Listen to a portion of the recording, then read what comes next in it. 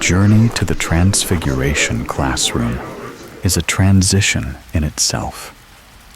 You leave behind the noisy, jostling warmth of the main corridors, where ghosts drift through gossiping students, and the mingled scents of breakfast toast and old parchment hang in the air. You turn into a quieter, more austere wing of the castle, where the light seems more serious as it falls in sharp, geometric patterns through the high, arched windows. The very stones here feel older, colder, imbued with a deep and complex magic that hums just beneath the surface of your awareness. The classroom door is tall and heavy, and as you push it open, the low murmur of your classmates is swallowed by the sheer scale of the room. Sunlight, pale and thin as watered-down milk, illuminates a universe of floating dust motes, each one a tiny, glittering world in the vast space. The room smells of chalk, polished wood, and something else, an almost metallic, electric scent, like the air after a lightning strike. It's the lingering perfume of change, of matter fundamentally altered and rearranged. Desks are arranged in stark, unforgiving rows, their surfaces scrubbed clean of any doodled initials or ink stains. There are no cozy, cluttered shelves here, only tall, glass-fronted cabinets displaying a series of objects in various states of transformation. A stone gargoyle slowly, almost imperceptibly, shedding its stony skin to reveal the feathers of an owl. A silver music box, frozen mid-note, its gears half turned into the sinews of a white mouse. These are not just lessons. They are warnings, testaments to the precision required and the strange, unsettling consequences of failure. At the front of the room stands the professor's imposing desk, and behind it, a chalkboard so vast it seems to hold all the secrets of the universe. And then, she is there. Professor McGonagall doesn't so much enter the room as she simply occupies it, her presence crystallizing the very air into focused silence. She moves with a swift, certain grace, her emerald green robes rustling like dry leaves, her sharp, intelligent eyes, framed by square-rimmed spectacles, sweep across the room, and you feel as if she has taken a full inventory of your thoughts, noted the smudge of ink on your knuckle, and already judged the quality of your concentration. Transfiguration, she begins, her voice as crisp and clean as shattering glass, is some of the most complex and dangerous magic you will learn at Hogwarts. She taps her long, thin wand against the chalkboard, and intricate diagrams bloom across the black surface like frost on a window pane. There are swirling vectors, complex molecular structures, and esoteric runes that make your head swim. It is a science. It is an art.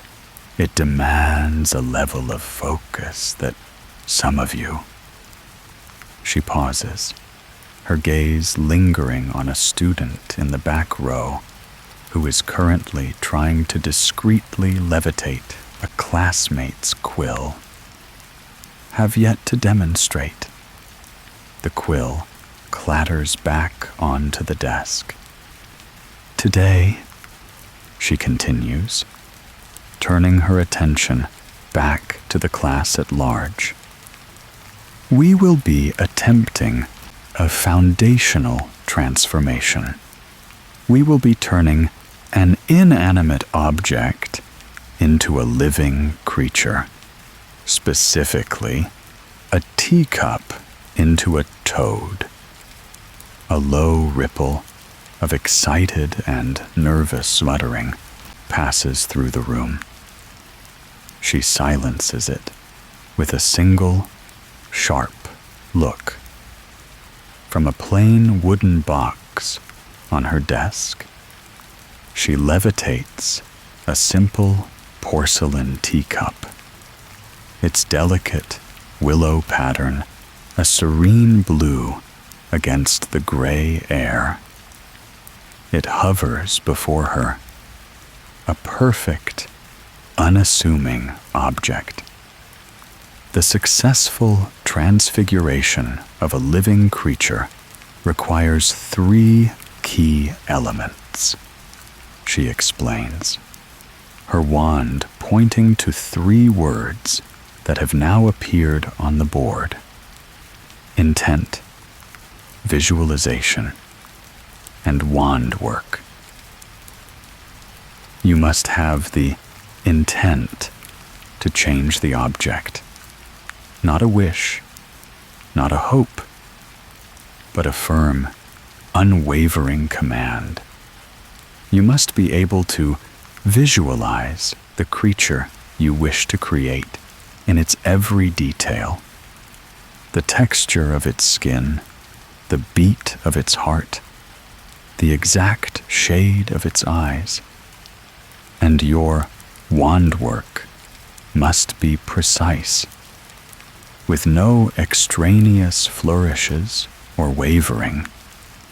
She demonstrates the wand movement, a sharp, decisive jab, followed by a tight 3-rotation spiral, ending with a definitive flick. The incantation, she says, her voice resonating with power, is Vertorana.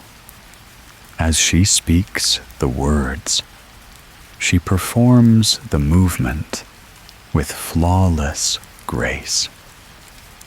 A flash of green light engulfs the teacup.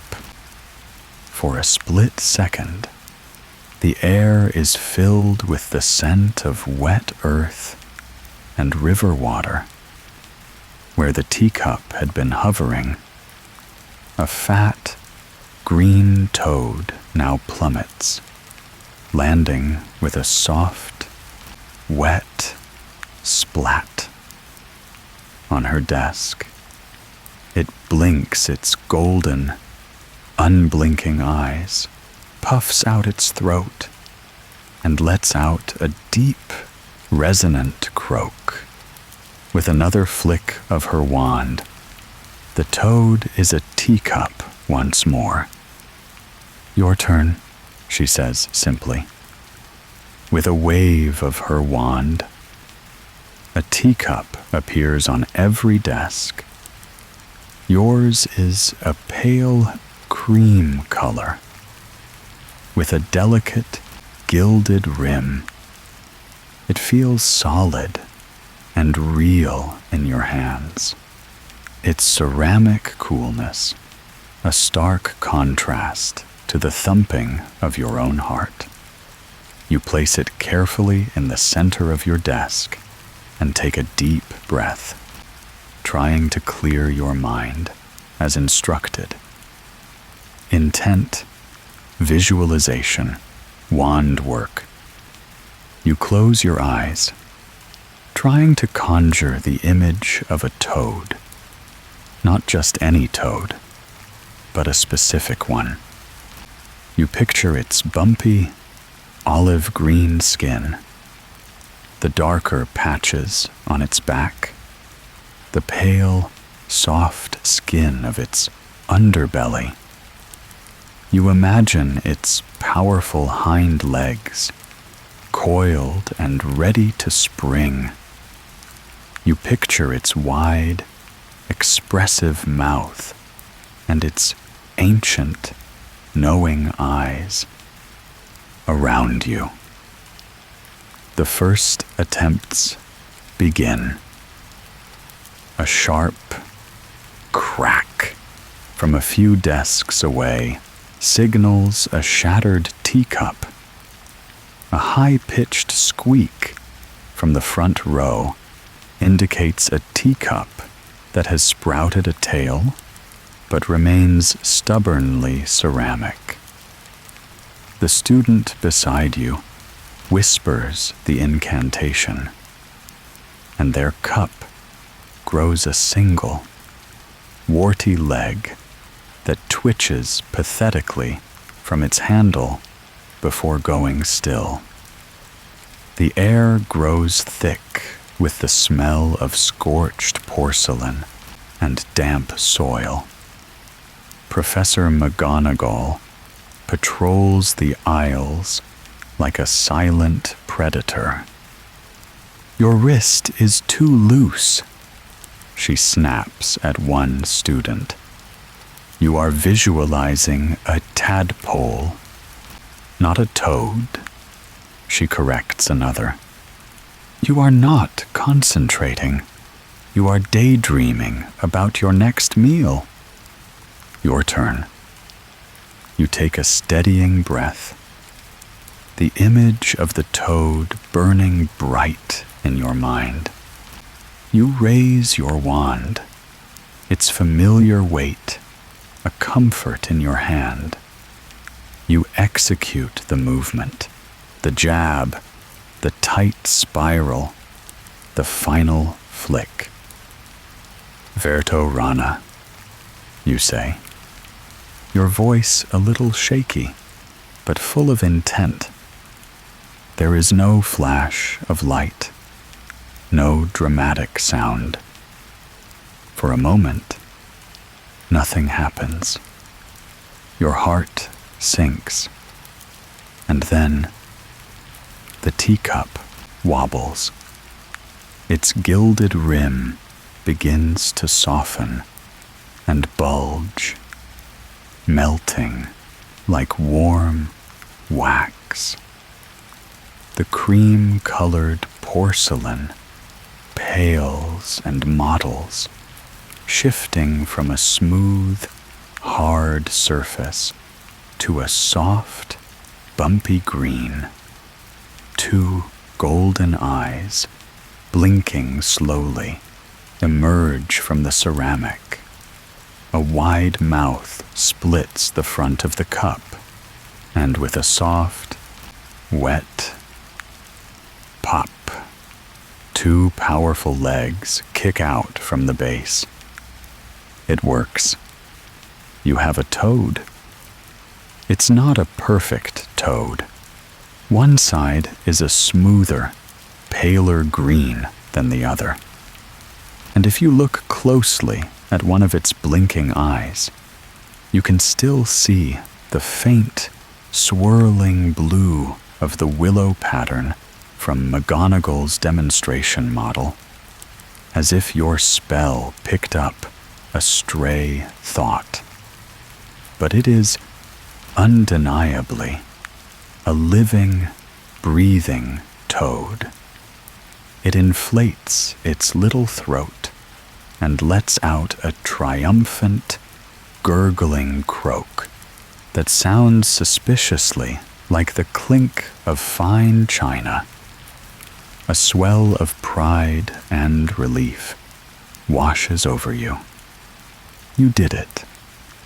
You stare at your creation, a marvel of your own making. And then, the toad does something unexpected. It crouches low, then hops neatly to the edge of your desk. It looks down at the stone floor, then back at you. Before you can stop it, it does something that no normal toad would ever do. It tilts its head back, opens its wide mouth, and mimes the act of pouring liquid into itself, as if it were still a teacup being used for its intended purpose. A phantom stream of tea, a memory of its past life, seems to be what it seeks. Confused by the lack of Earl Grey, the toad gives another disgruntled croak and, with a powerful leap, hops right off the desk. It lands on the cold flagstones with a soft thwump. It sits there for a moment, seemingly gathering its thoughts, before beginning a determined, waddling journey towards the front of the classroom, its webbed feet making tiny, slapping sounds on the stone. It seems to have a destination in mind, heading straight for the leg of Professor McGonagall's desk, as if seeking out a saucer to complete its set. You watch in a state of mingled horror and fascination. From the corner of your eye, you see Professor McGonagall pause in her patrol. Her sharp eyes follow the determined march of your amphibious teacup. For one fleeting, impossible second, you see the corner of her mouth twitch upwards. It's not a smile. Not really. It is the barest flicker of amusement, a microscopic crack in her stern facade. There and gone in an instant.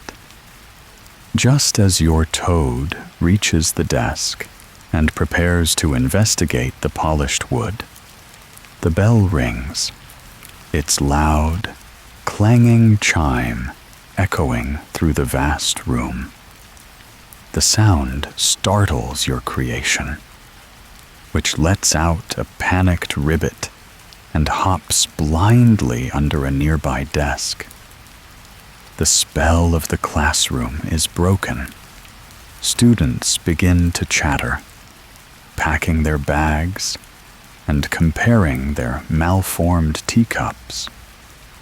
You scramble down, peering into the shadows, and gently scoop up your confused creature. Its skin is cool and damp against your palm, and it pulses with a steady, living warmth. As you straighten up and join the river of students flowing towards the door, you hold the toad carefully in your cupped hands. The scent of ozone and wet earth clings to your robes, a souvenir from your brush with one of magic's deepest arts. You have Transfiguration next week. You suppose you have until then to figure out how to turn it back. For now, you have a pocket-sized, tea-loving companion for your journey to the next class. The warmth of the upper castle recedes with every step you take downwards. You descend a tight, winding staircase, leaving the sunlit corridors and their cheerful chatter far behind. The air grows heavy and damp, carrying a subterranean chill that seeps through the fabric of your robes and raises goosebumps on your arms. In your pocket, the small, warm weight of your transfigured toad shifts, a silent protest against the encroaching cold. The stone walls here are slick with moisture, and the only light comes from flickering torches that cast long, dancing shadows, making the very architecture of the castle seem to writhe and twist. The ambient sound of Hogwarts fades, replaced by a profound quiet, broken only by the distant, rhythmic drip, drip, drip of water echoing from some unseen corner of the dungeons. The potions classroom is at the end of a long, low-ceilinged corridor. Even before you reach the open doorway, the smell hits you. A complex, acrid bouquet of bitter herbs, singed metal, and something vaguely medicinal, all underpinned by the faint, unpleasant scent of pickled newt eyes. It's a smell that promises difficult work and curdles the stomach. As you step across the threshold, the feeling of oppressive dread solidifies. The room is vast and shadowy, lined with stone walls that seem to drink the light. Floating in the gloom are shelves upon shelves of glass jars, their contents suspended in murky liquids like memories of forgotten nightmares. You see coiled snakes, hairy spiders, clusters of glistening eyeballs, and herbs of such a strange and menacing appearance that you can't imagine what purpose they could possibly serve. The air is thick with multicolored steam rising from the rows of pewter cauldrons that sit on each heavy wooden desk. The hissing and bubbling of 24 simultaneous brews creates a low, menacing symphony. And then there is the master of this domain, Professor Snape. He stands at the front, a figure of stark, black-robed severity against the eerie green glow of a jar filled with what looks suspiciously like disembodied hands. He is unnaturally still, his presence a vortex of silence in the simmering room. His greasy, shoulder-length black hair hangs in curtains around a sallow face, and his dark eyes seem to miss nothing. When he speaks, his voice is a low, silken drawl that cuts through the noise of the cauldrons with effortless authority, making everyone fall silent. There will be no foolish wand-waving or silly incantations in this class, he begins, his gaze sweeping across the room with a look of profound disappointment, as if your mere presence is an affront to his sensibilities. As such, I don't expect many of you to appreciate the subtle science and exact art that is potion making. However, for those select few who possess the predisposition, I can teach you how to bewitch the mind and ensnare the senses. I can tell you how to bottle fame, brew glory, and even put a stopper in death. He pauses, letting the weight of his words settle into the damp air. You feel a thrill, a shiver of awe mixed with pure fear. In your pocket, the toad gives a small, cold squirm. Today, he continues, turning to the large blackboard, where instructions are already appearing in a spidery, elegant script. You will be brewing a wit-sharpening potion, a potion to clear the mind, enhance focus, and allow for more logical thought. Something, he adds, with a faint sneer, from which you could all benefit. The list of ingredients is long and intimidating. Ground scarab beetles, sliced ginger root, armadillo bile, and something called a newt spleen.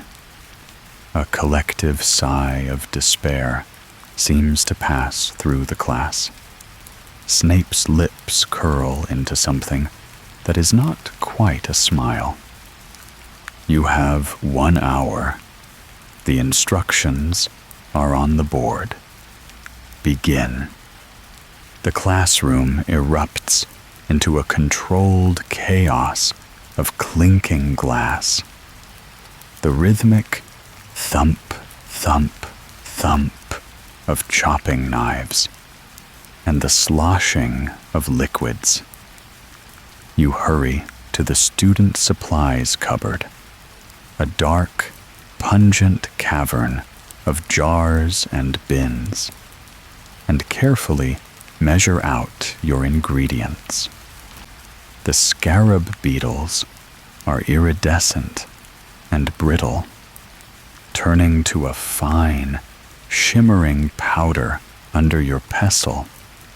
The ginger root is fibrous and tough, resisting your knife. The armadillo bile is a thick, mustard yellow liquid that smells absolutely foul. You carry your bounty back to your desk. The glass vials collow against your fingers. Your cauldron bubbles over a low, blue flame. You follow the first instruction. Add 3 measures of ground scarab beetles to your mortar. Simple enough. Then, add a dash of armadillo bile and crush into a fine paste. The moment the vile liquid hits the powder, a puff of acrid, purple smoke erupts, making your eyes water. You work methodically, your focus narrowed to the instructions on the board and the simmering contents of your cauldron. You slice the ginger root into perfectly even slivers, your knife flashing under the torchlight. You carefully add them one by one, watching as they spiral down into the turquoise liquid.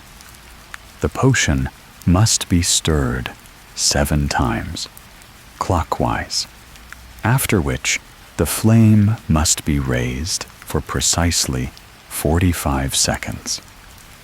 All the while, a new sound joins the symphony of brewing, the soft, almost silent tread of Snape's shoes on the flagstones. He has begun to patrol the room. You don't need to look up to know where he is. You can feel his presence like a drop in temperature.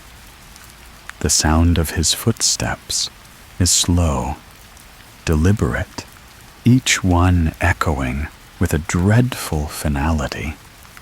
They are the footsteps of impending doom. He pauses behind a student, his shadow falling over their desk like a shroud. You hear his low voice, a venomous whisper. Orange? Did the instructions say orange? I think not. Another failure. His footsteps move on, getting closer, closer. You are on the final, most delicate stage. The potion has turned a clear, bright blue, and the instructions dictate that you must now add exactly 2 drops of newt spleen extract. Too much, and the potion will become an explosive paste. Too little, and it will be nothing more than useless. Colored water. Your hand trembles as you unstopper the vial. The footsteps stop right behind your desk. You can feel his breath on the back of your neck. You can smell the faint, bitter scent of the herbs that cling to his robes.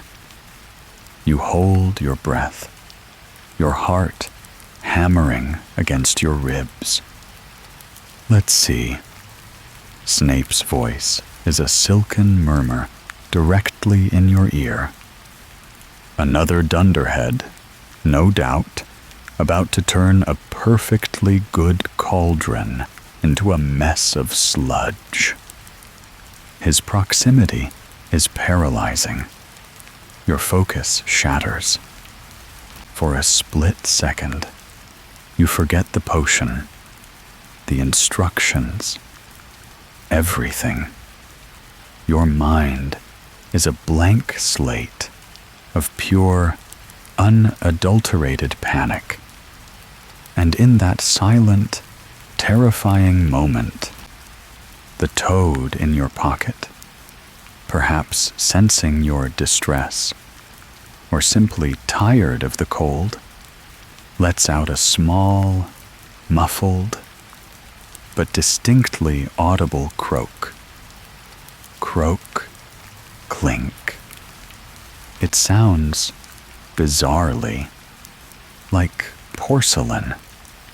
Snape falls silent. The silence stretches, taut and terrible. You are frozen, convinced you are about to be expelled, or worse, turned into an ingredient for next week's lesson. You dare not move, dare not even breathe. You wait for the explosion, the verbal evisceration. It never comes. Slowly, deliberately, the footsteps move on. You don't know why. Perhaps he didn't hear it. Perhaps he heard it, and for some unknowable reason, chose to ignore the strange ceramic croak coming from your pocket. You risk a glance.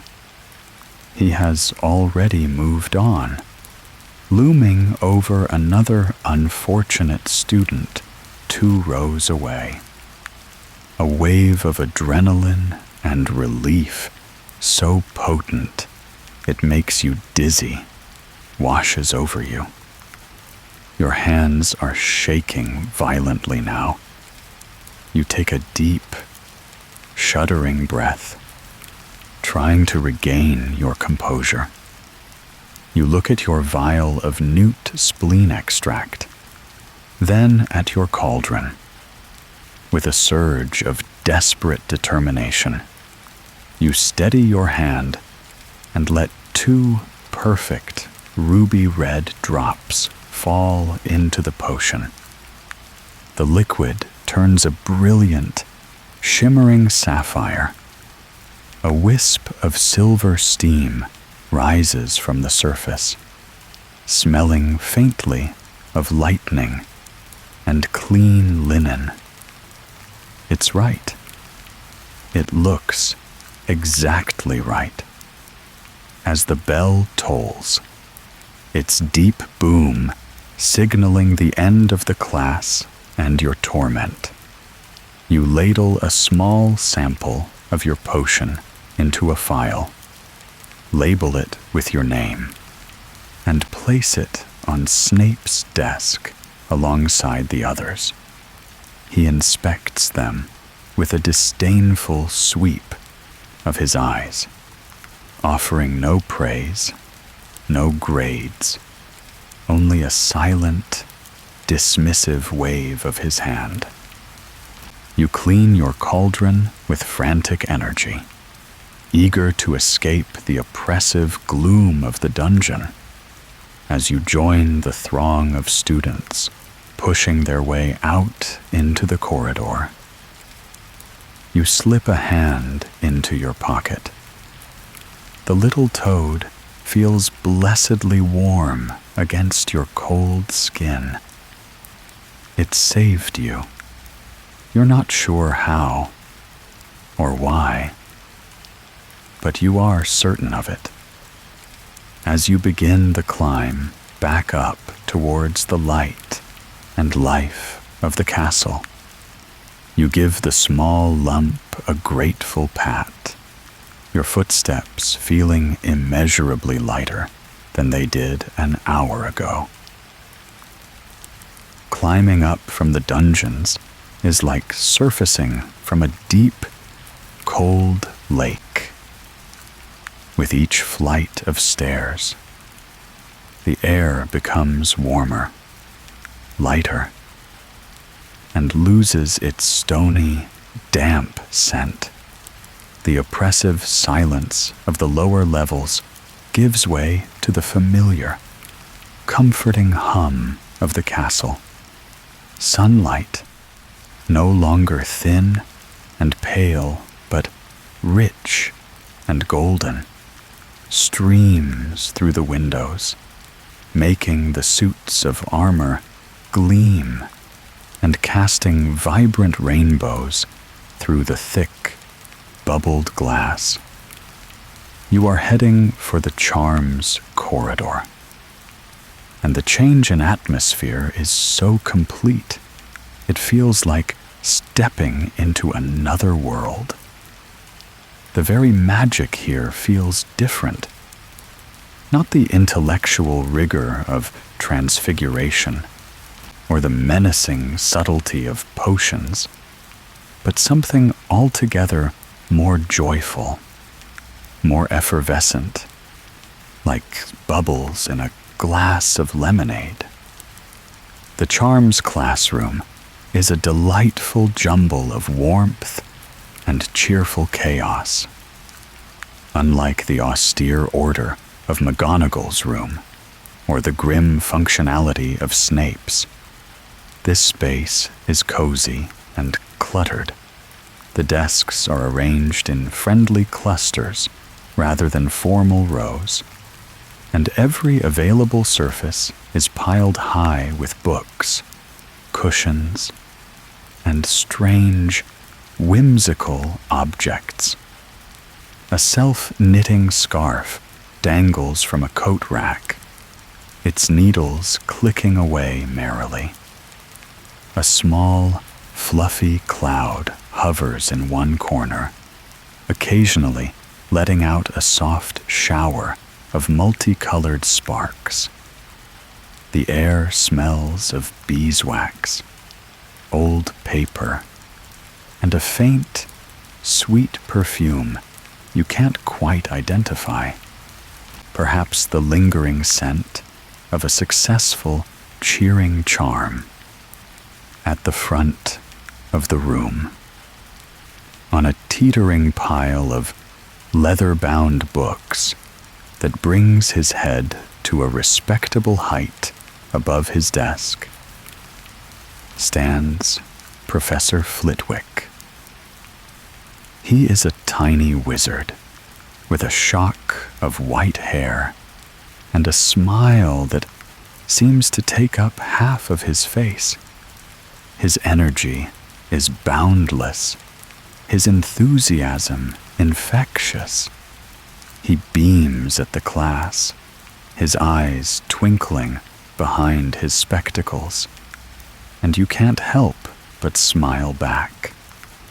"Welcome, welcome," he squeaks, his voice filled with genuine delight. "So wonderful to see you all. Today, we shall be exploring the simple elegance of animating charms, the magic of infusing the mundane with a touch of life, of whimsy. It is the magic of everyday joys." He claps his tiny hands together, and the gesture seems to send a ripple of excitement through the very air. You take out your parchment, quill, and ink. Before placing it on the desk, you reach into your pocket and carefully retrieve your porcelain toad. It blinks its painted-on eyes in the bright light, and you set it down gently next to your inkwell, deciding it deserves to see some sun after the gloom of the dungeons. "We shall begin with a classic," Professor Flitwick announces. With a wave of his wand, a single, downy white feather appears on each desk. The levitation charm, a cornerstone of a charmer's repertoire. Now, the wand movement is key. Remember what I've told you. A nice swish and flick. He demonstrates, his own wand cutting a graceful, elegant arc through the air, and the incantation, pronounced with clarity and confidence, Wingardium Leviosa. He performs the charm on a feather from his own desk. It trembles for a moment, then lifts into the air as smoothly and lightly as a soap bubble. It drifts up towards the high, vaulted ceiling, turning gentle somersaults in a sunbeam. The room fills with the sound of swishing and flicking, and a chorus of students chanting. Wingardium Leviosa. Feathers twitch and skitter across desks. One shoots up like a rocket and gets stuck in a student's hair. Another bursts into a puff of white smoke. You focus on your own feather, picturing it as light as air, buoyant and free. You perform the swish and flick, feeling the familiar tingle of magic flow down your arm and out through your wand. Wingardium Leviosa. You enunciate carefully. Your feather hops once, twice, and then rises gracefully into the air. It floats a few feet above your desk, bobbing gently on an invisible current. A feeling of pure, simple satisfaction washes over you. You make it dip and swirl, guiding it with small movements of your wand as it swoops low over your desk. Your toed teacup seems to track its movement. Suddenly, with a speed that belies its ceramic nature, it shoots out a long, green tongue, trying to snatch the feather from the air. The tongue, also porcelain, makes a soft tink as it harmlessly strikes the feather's shaft before retracting. You quickly nudge the toad with your finger, a silent command to behave. "Excellent, splendid," chirps Professor Flitwick, clapping his hands as he spots your floating feather. "Now, for something with a little more rhythm. Pencils, please."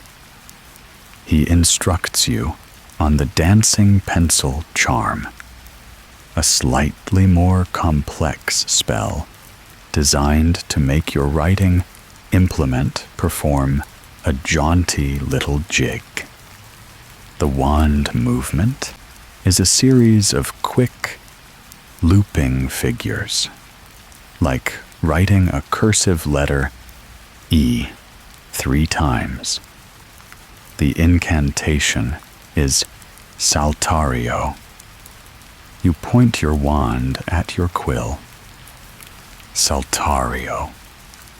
The quill leaps to its tip and begins to tap dance across your parchment, leaving a trail of inky footprints. It performs a surprisingly nimble waltz with a neighboring pencil before they bow to each other and return to their respective desks. The room is filled with the tiny, clicking sounds of dozens of dancing quills and pencils.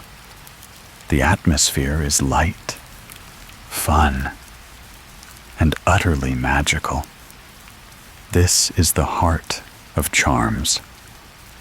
You realize it isn't about grand, world-altering transformations or brewing potent, dangerous elixirs.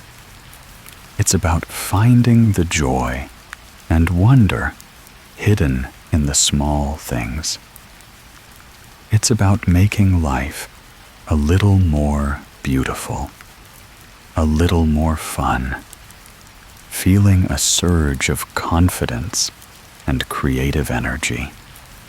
You decide to try something slightly more ambitious.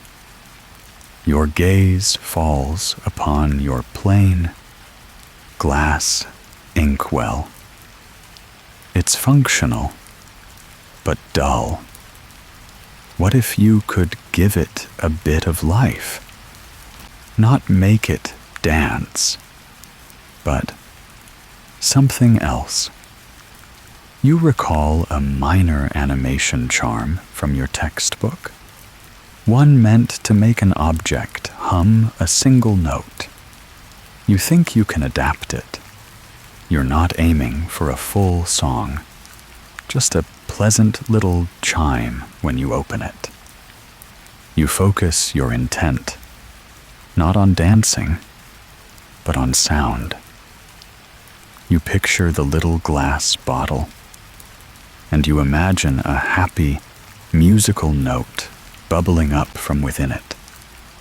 You perform the wand movement, a combination of the dancing charms, loops, and a final, sharp tap for emphasis. Canto parvus, you whisper, aiming the charm at the inkwell. A thin stream of silver light shoots from your wand and envelops the inkwell. It glows for a moment, a soft, pearly white, and then fades. Nothing happens. You feel a pang of disappointment. Perhaps it was too complex. You shrug and decide to dip your quill for some fresh ink. You reach out and flip open the inkwell's small, hinged brass lid. The moment the lid opens, a sound fills the air. It's not the single, pleasant chime you intended. It's a full-throated, surprisingly operatic baritone voice, booming out from the mouth of the little bottle. "Oh, soul it belts out. The sound impossibly loud for such a small object. You freeze, your hand hovering over the now singing inkwell. The students around you stop their own charms, their dancing pencils clattering to a halt. All her heads turn in your direction. The inkwell, completely unbothered by the attention, launches into the second verse with gusto, its glass body vibrating with the sheer force of the melody. Professor Flitwick stops mid-sentence, his head cocked. He hops down from his pile of books and scurries over to your desk, his face a mask of pure, unadulterated curiosity. He peers at the inkwell, which is now holding a long, dramatic note. "My word," he squeaks, his eyes wide with delight. "That's not a simple humming charm, is it? That is quite an advanced piece of vocal enchantment. Unintentional, I presume." You nod mutely, your face burning with embarrassment. You quickly snap the inkwell's lid shut. The booming voice is cut off mid-note, abruptly silenced. A wave of relieved snickering ripples through the classroom. Professor Flitwick, however, is beaming. Spontaneous magic of this nature is often a sign of great potential, he says, patting your shoulder. A little unfocused, perhaps, but the power is undeniable. 20 points for a truly spectacular, if unexpected, display of charm work. The bell rings, saving you from any further analysis of your operatic inkpot. As you pack your bag, you carefully wrap the inkwell in a spare bit of parchment to muffle any further outbursts. You tuck it deep into your bag, next to the phial of wit sharpening potion, and scoop up your porcelain toad, returning it to the safety of your pocket, leaving the bright, cheerful classroom. You can't help but feel a strange sense of accomplishment. You now possess a life-saving toad teacup and a singing inkwell. Your collection of magical oddities was growing, and somehow It felt like a perfectly normal part of life at Hogwarts. The journey to the Divination classroom is an ascent into madness. To reach the North Tower, you must climb a series of ever-narrowing spiral staircases that seem designed to make you dizzy. The solid, dependable stone of the lower castle gives way to drafty corridors where the tapestries depict unsettling scenes of prophecies and omens. You pass a statue of a one-eyed witch that you swear follows you with its cold, marble gaze. The air thins, and with every step, you feel as though you are leaving the tangible world behind, climbing into the castle's dusty, forgotten attic. Finally, you reach a small landing where a silver ladder descends from a trapdoor in the ceiling. One by one, your classmates disappear upwards, their voices becoming muffled and distant. Taking a deep breath, you climb. You emerge into a room that is unlike any other in Hogwarts. It's a circular, stiflingly warm space that feels like the inside of a fortune teller's tent. The windows are all draped with heavy, paisley shawls, casting the room in a dim, reddish glow. The air is thick and cloying, heavy with the sweet, sickly scent of a dozen different types of incense, all burning at once. Instead of desks, there are 20 or so small, circular tables, each surrounded by chintz-covered armchairs and fat, squashy poofs that seem to sigh when you sit on them.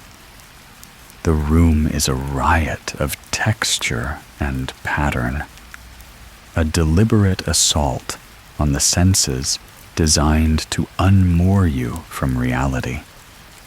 It's both cozy and cheaply claustrophobic. A voice, misty and ethereal as wood smoke, drifts from the shadows. Welcome, my dear. Professor Sybil Trelawney glides into the faint light. She is a thin figure, draped in a multitude of shawls and scarves, each one shimmering with threads of silver and gold. Huge, magnifying spectacles cover her eyes, making them appear enormous and watery, like anxious moons. Her hands are adorned with a jumble of rings and bracelets that clink and chime with her every movement. Here, she whispers, her voice a dramatic, reverent hush. We shall learn to part the veils of the future. We shall learn to read the portents, to interpret the whispers of fate. We shall learn to see with the inner eye. She presses her fingers to her temple, her expression one of immense strain, as if she is receiving a message from 1,000 miles away. The sight is a rare and precious gift, one that cannot be learned from books. It requires a mind unburdened by the mundane, a spirit open to the vibrations of the cosmos. She drifts between the tables, her shawls trailing behind her like seaweed.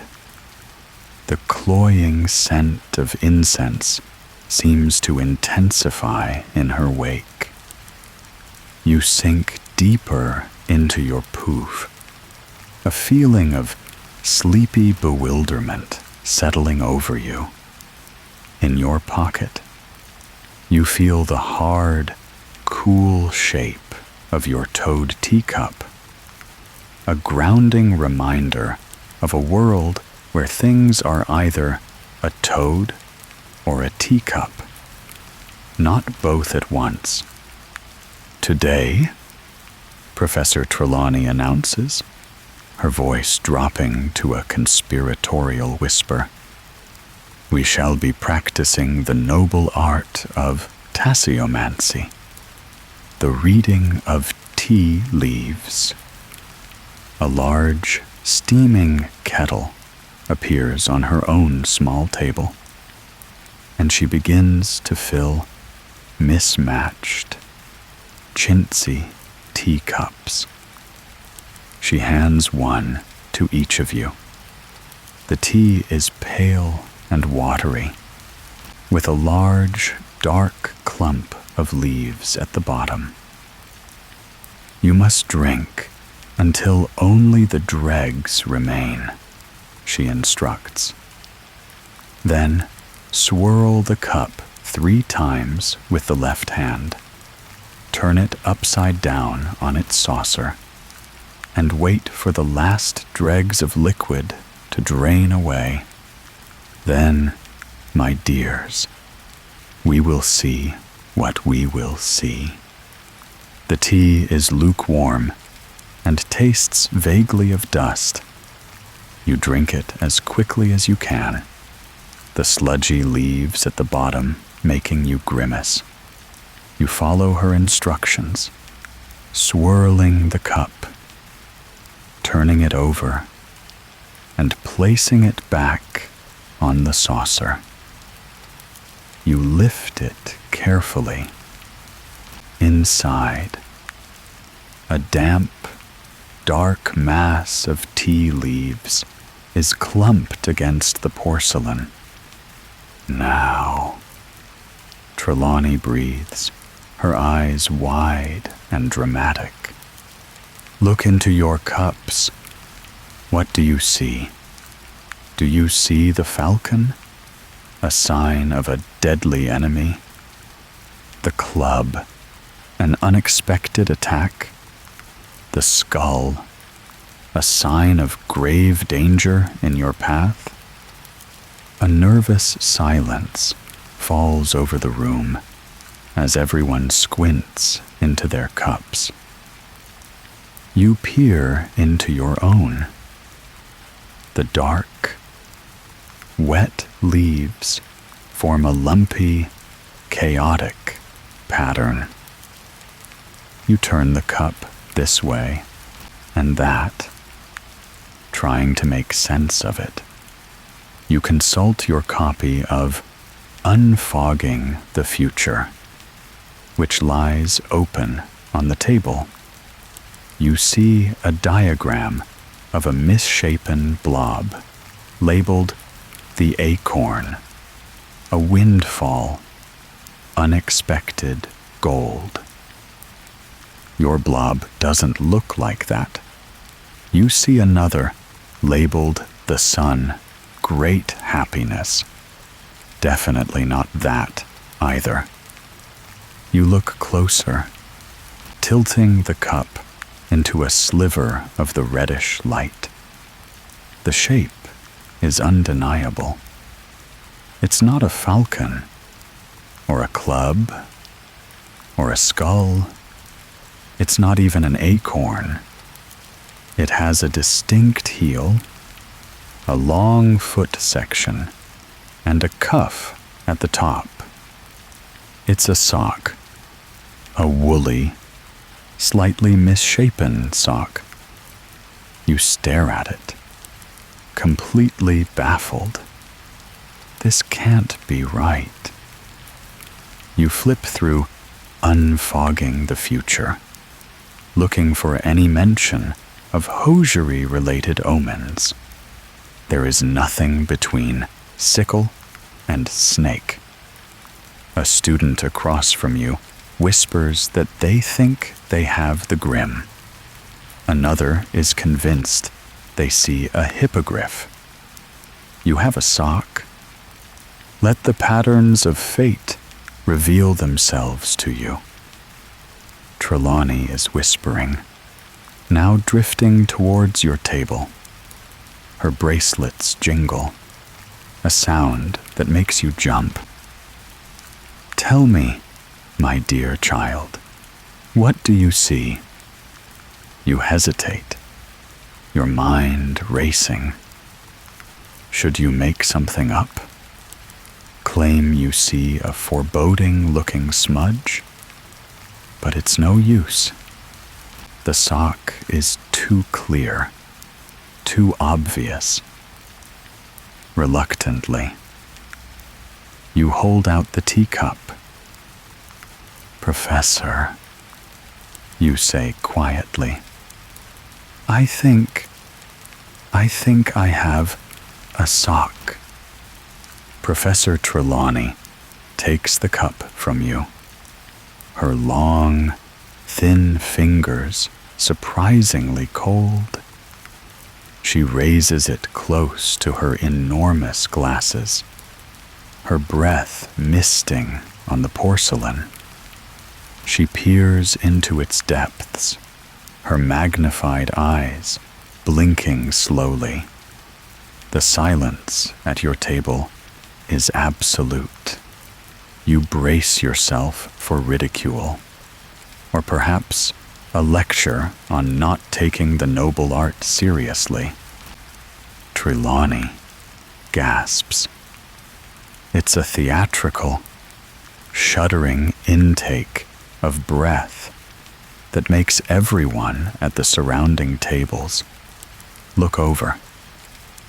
She lowers the cup slowly, her eyes fixed on you with an expression of profound, mystical significance.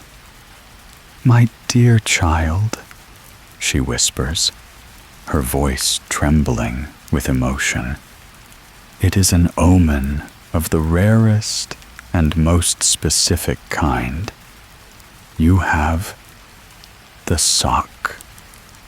She says the last word with such gravity, you almost expect the lights to flicker.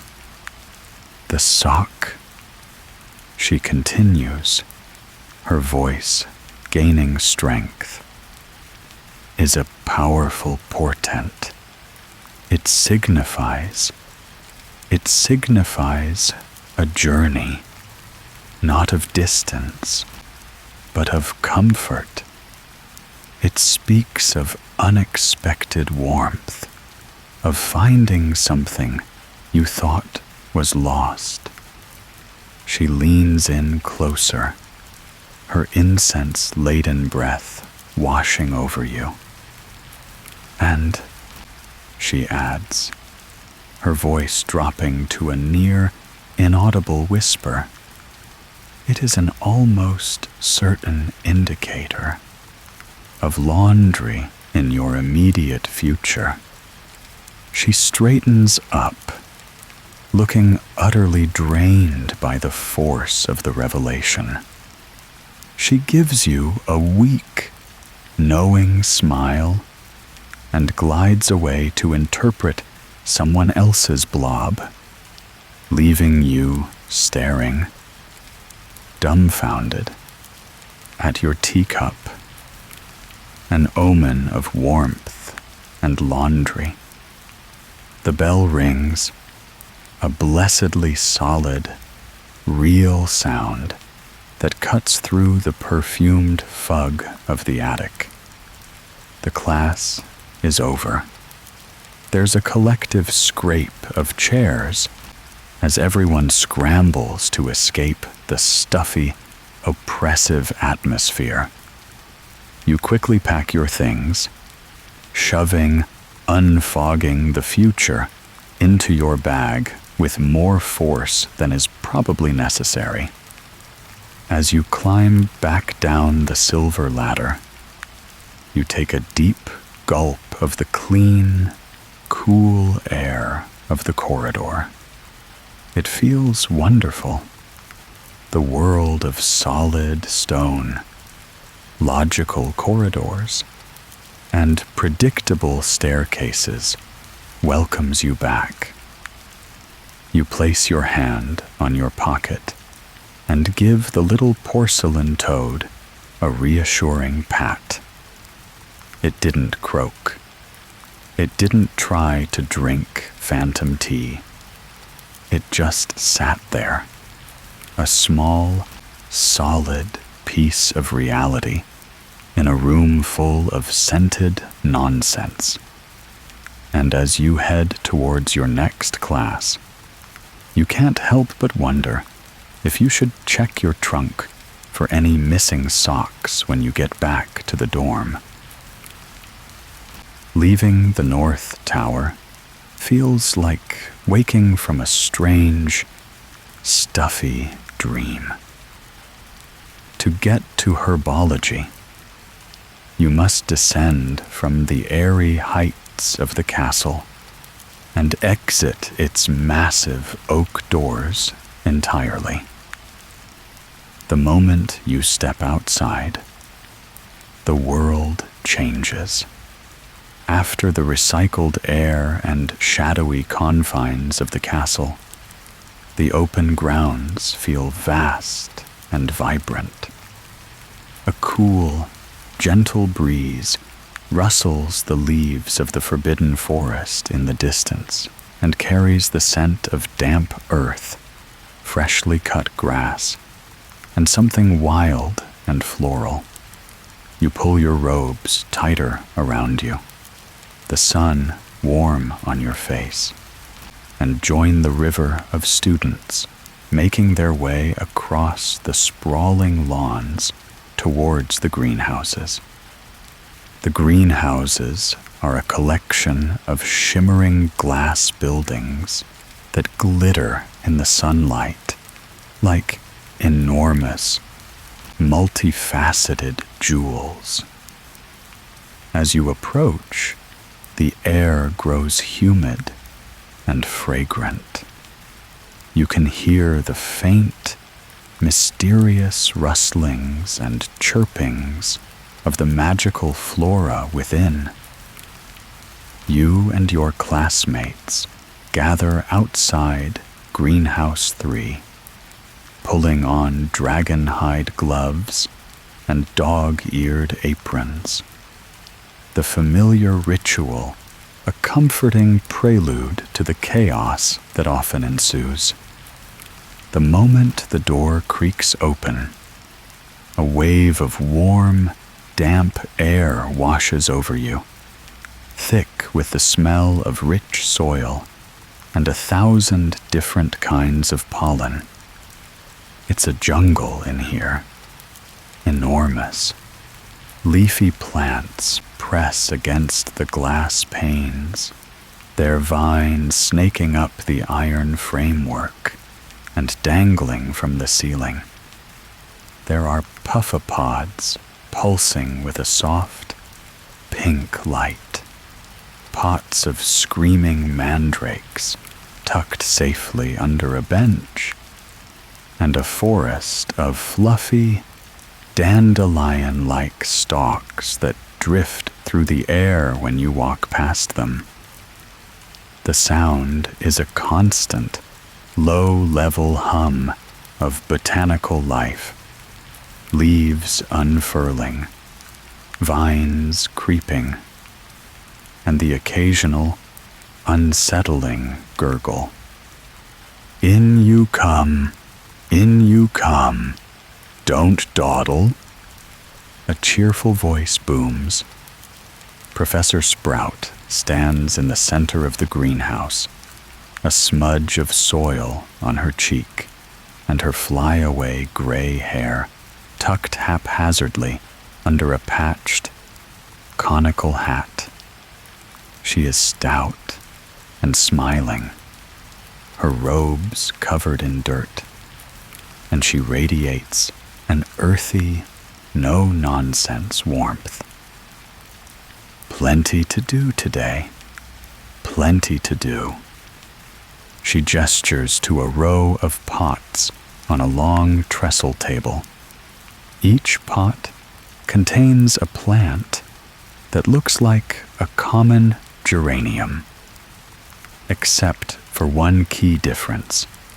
Peeking out from beneath its innocent-looking green leaves is a small, pink mouth lined with a set of alarmingly sharp, needle-like teeth. "Now then," Professor Sprout says, clapping her hands together to get your attention. "Today, we'll be repotting fanged geraniums. They're getting a bit snug in their current homes and need room to grow. A very useful plant, excellent for certain nerve-calming drafts, but you have to watch their bite. It's not venomous, but it smarts."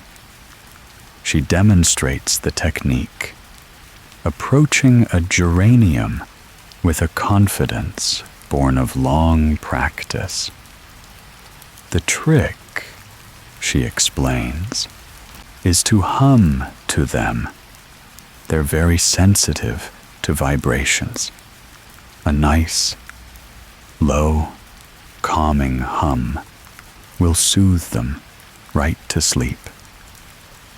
She leans in close to the pot and begins to hum a gentle, tuneless melody. As she does, the geranium's little mouth, which had been snapping irritably at the air, slowly closes. Its leaves relax, and the entire plant seems to droop into a state of placid slumber. With swift, practiced movements, she tips the pot, slides the sleeping plant out, and settles it into a larger pot filled with fresh dragon dung compost. "See? Easy as bibbity-bobbity-boo." It looks easy. It is not. You approach your own fanged geranium. It regards you with a distinct air of belligerence, its little mouth snapping open and shut with an audible click, click, click. You take a deep breath and begin to hum. You try for a low, soothing tone, but your nervousness makes it come out as a high-pitched, wobbly quaver. The geranium is not impressed. In fact, it seems to find your humming deeply offensive. It lurches, its tiny fangs sinking into the thick leather of your glove. You yelp and pull your hand back. "Put your back into it," Professor Sprout encourages from across the room. "Let it know you mean it." Around you, the greenhouse has descended into a symphony of variously successful humming. Some students manage to lull their plants into a stupor, while others are engaged in a full-blown wrestling match. A boy down the row has his tie caught in his geranium's mouth and is slowly being reeled in. From the other side of the room, there's a sudden shriek. A particularly large and aggressive geranium has managed to uproot itself entirely and is now scuttling across the floor on its roots like a spidery green monster, chasing a screaming student towards the door. Professor Sprout sighs good-naturedly and subdues it with a quick, stunning spell. Pay attention. Now, keep your wits about you. You turn back to your own leafy nemesis. This time, you try a different approach. You remember the deep, booming note your inkwell produced. You try to replicate that. A low, resonant hum that vibrates in your chest. You lean in close, your eyes locked in the plant. It works. The geranium stops clicking its teeth. Its leaves tremble. Its mouth closes. It slumps in its pot, fast asleep. A surge of triumph shoots through you. With newfound confidence, you lay out your new pot and your trowel, ready to make the transfer. You gently take hold of the pot, your quill pen tucked behind your ear. As you tip the geranium, however, you make a critical error. You stop humming. The moment the vibration ceases, the geranium snaps awake. It seems furious at having been tricked.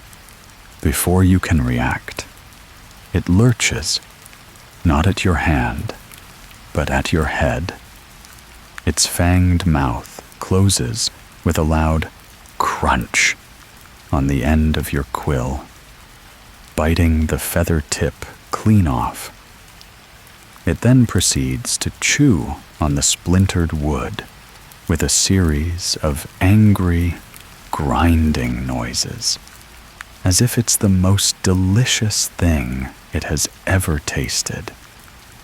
You stare at your now decapitated quill, then at the plant, which is still munching away happily. Professor Sprout bustles over, a wide grin on her face. Oh, dear, she chuckles. They do love the taste of oak. Got a bit of a temper. This one, hasn't it? Good, strong spirit. That'll make for a potent potion one day. She taps the plant with her wand, and it falls asleep once more, the mangled end of your quill still sticking out of its mouth like a toothpick. There you are. Just finish up. Now. You manage to repot the comatose plant without further incident. As the bell rings and you pull off your dirt-caked gloves, you inspect the damage to your quill. It's ruined. You sigh. First, a singing inkwell. Now, a carnivorous plant with a taste for writing implements. Life at Hogwarts was certainly never dull.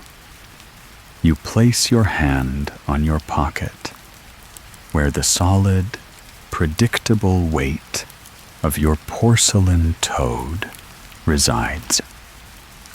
At least some things in your life were simple. As you head back towards the castle, leaving the humid chaos of the greenhouse behind, you make a mental note to buy a new quill and to keep it far, far away from any fanged geraniums. After the vibrant, earthy chaos of herbology, stepping back into the castle feels like entering a silent, gray photograph.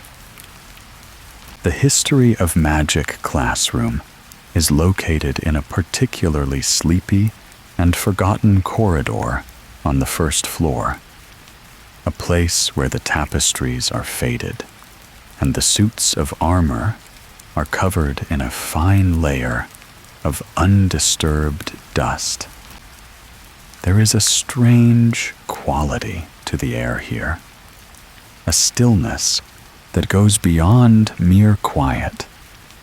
It's the quiet of a place that has given up, a room where the most exciting thing to happen in the last century was a student dropping a book. The classroom itself is relentlessly dull. The desks are scarred with the bored graffiti of generations past. The windows are grimy, letting in a hazy, tired light that illuminates the swirling dust motes in the air. The room smells of dry paper, old wood, and the faint, musty scent of decay that is not quite rot, but simply age. It is a room perfectly calibrated for inducing sleep. You find your seat, the scrape of your chair sounding unnaturally loud in the oppressive silence. You pull out your parchment and your spare quill, the one that hasn't been chewed on by a geranium, and prepare for the inevitable. There is no formal start to the lesson. A few moments after the last student has settled, a pearly white, semi-transparent figure drifts into the room, passing directly through the solid stone of the wall beside the chalkboard. This is Professor Binns. He is a small, wizened ghost, and he wears the same slightly befuddled expression he likely wore on the day he died.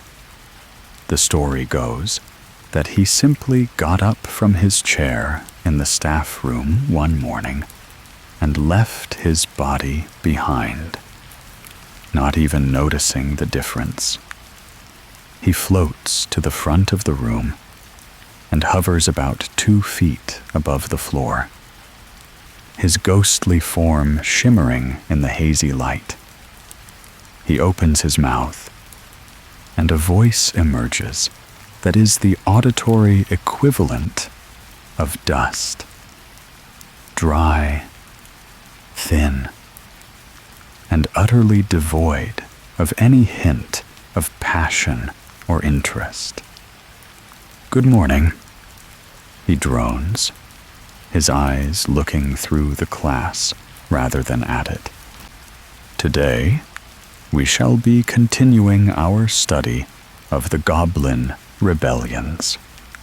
If you will recall from our last lesson, we were discussing the specifics of the 1612 Treaty, specifically subsection C, paragraph 4, which pertains to the ownership of helms crafted by goblin hands, but commissioned by wizards. And so it begins. The voice goes on, a monotonous, unending river of names, dates, and obscure legislative clauses. Goblins named Ugg, the unreliable, and Urg, the unkempt. Wizards with impossibly long and boring names, treaties and sub-treaties, and amendments to those sub-treaties.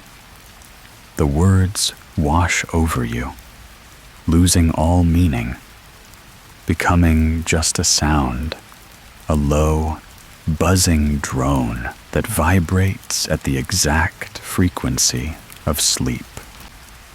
Your eyelids feel impossibly heavy. The shaft of sunlight hitting your desk is warm and comforting, a perfect invitation to rest your head on your arms. You try to take notes, but your handwriting, which started out neat and focused, quickly devolves.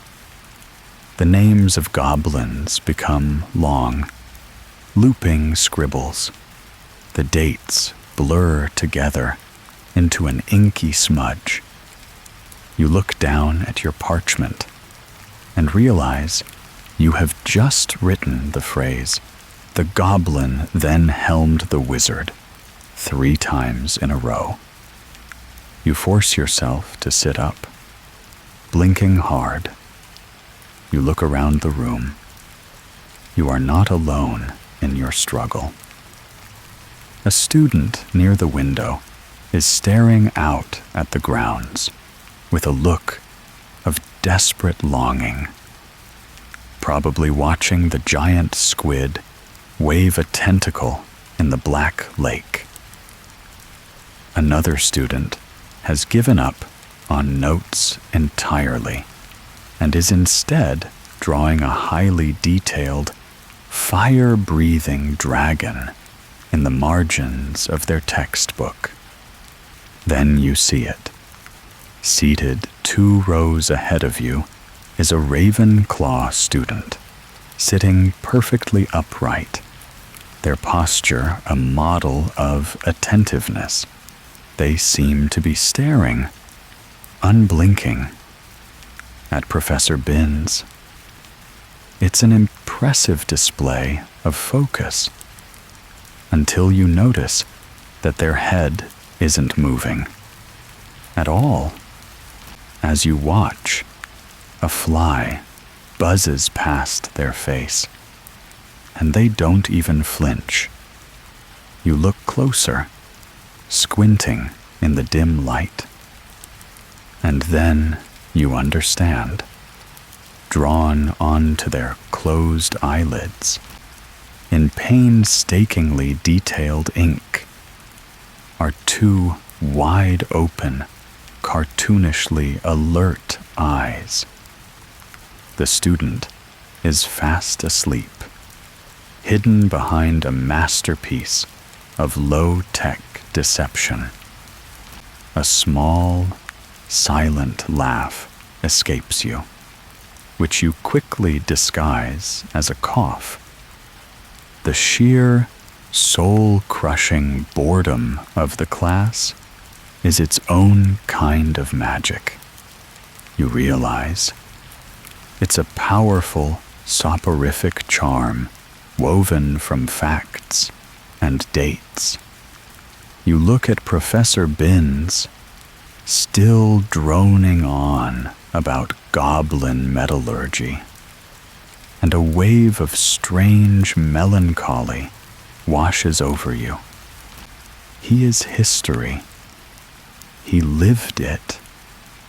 He died and just kept going. A record of the past stuck on a loop.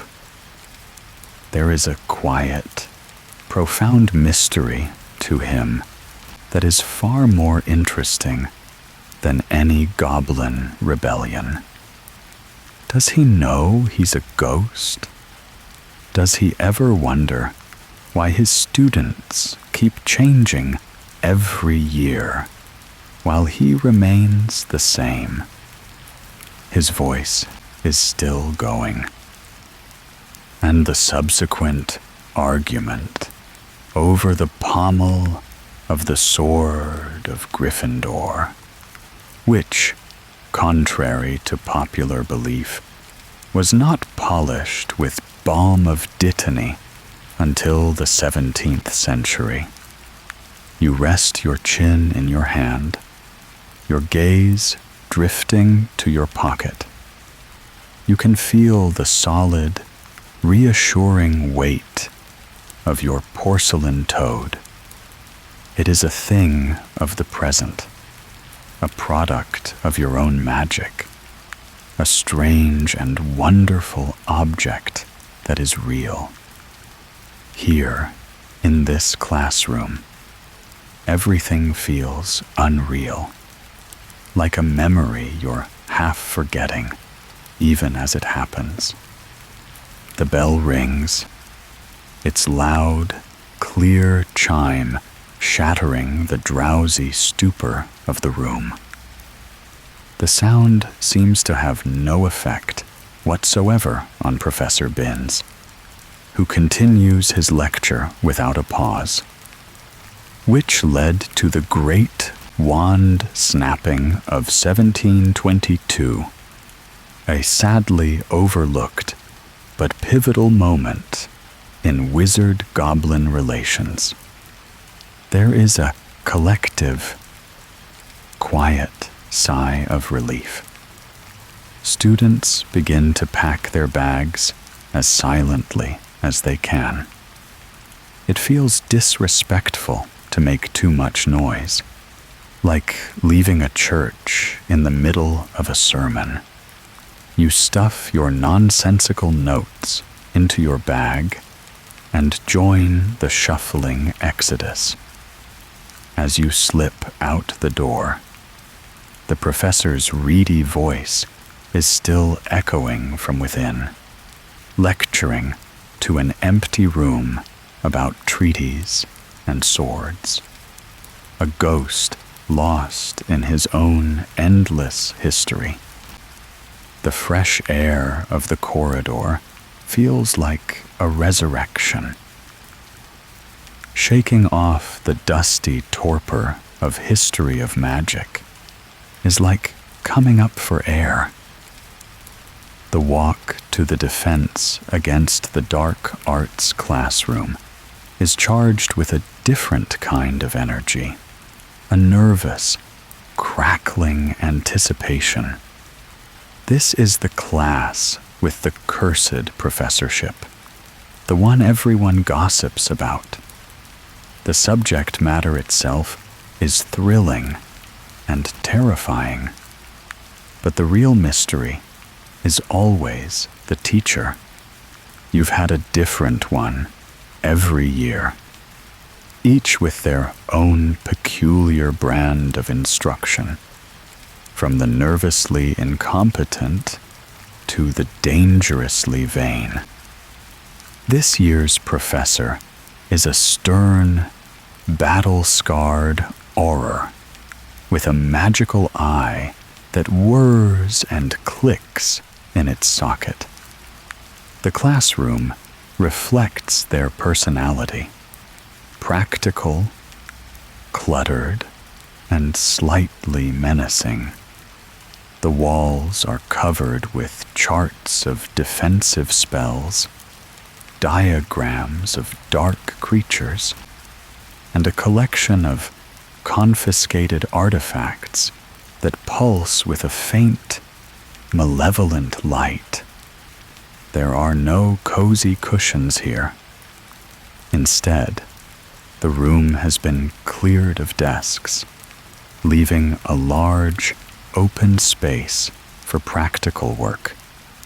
The air smells of ozone, singed cloth, and a faint, metallic scent you associate with drawn wands. Constant vigilance, the professor barks as the last student files in. The voice is a gravelly roar that makes you stand up straighter. The dark arts are devious and subtle. You can't afford to be sloppy. Today, we practice what we preach. No theory, just dueling. Pair up. A thrill of panicked excitement runs through the class.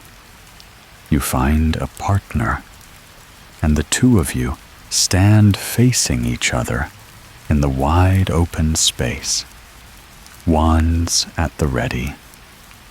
The professor stalks the room, their magical eye swiveling in all directions, seeing everything. We'll start with the basics. Shield charms. A well-cast protego can be the difference between a nasty hex and a nice cup of tea in the hospital wing. One of you will cast a simple stunning spell. The other will block. Don't worry. The professor adds with a grim smile, I've placed a dampening field over the room.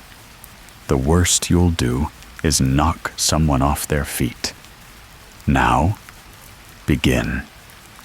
The room erupts in a cacophony of shouted incantations. Jets of red and blue light shoot across the space like fireworks. Stupefy, your partner shouts, and a bolt of red light hurtles towards you. You react on pure instinct, your wand slicing through the air. Protego. A shimmering, transparent shield materializes in front of you. A pane of solid magic. The stunning spell hits it with a loud bang and dissipates into harmless sparks. A grin spreads across your face. It worked.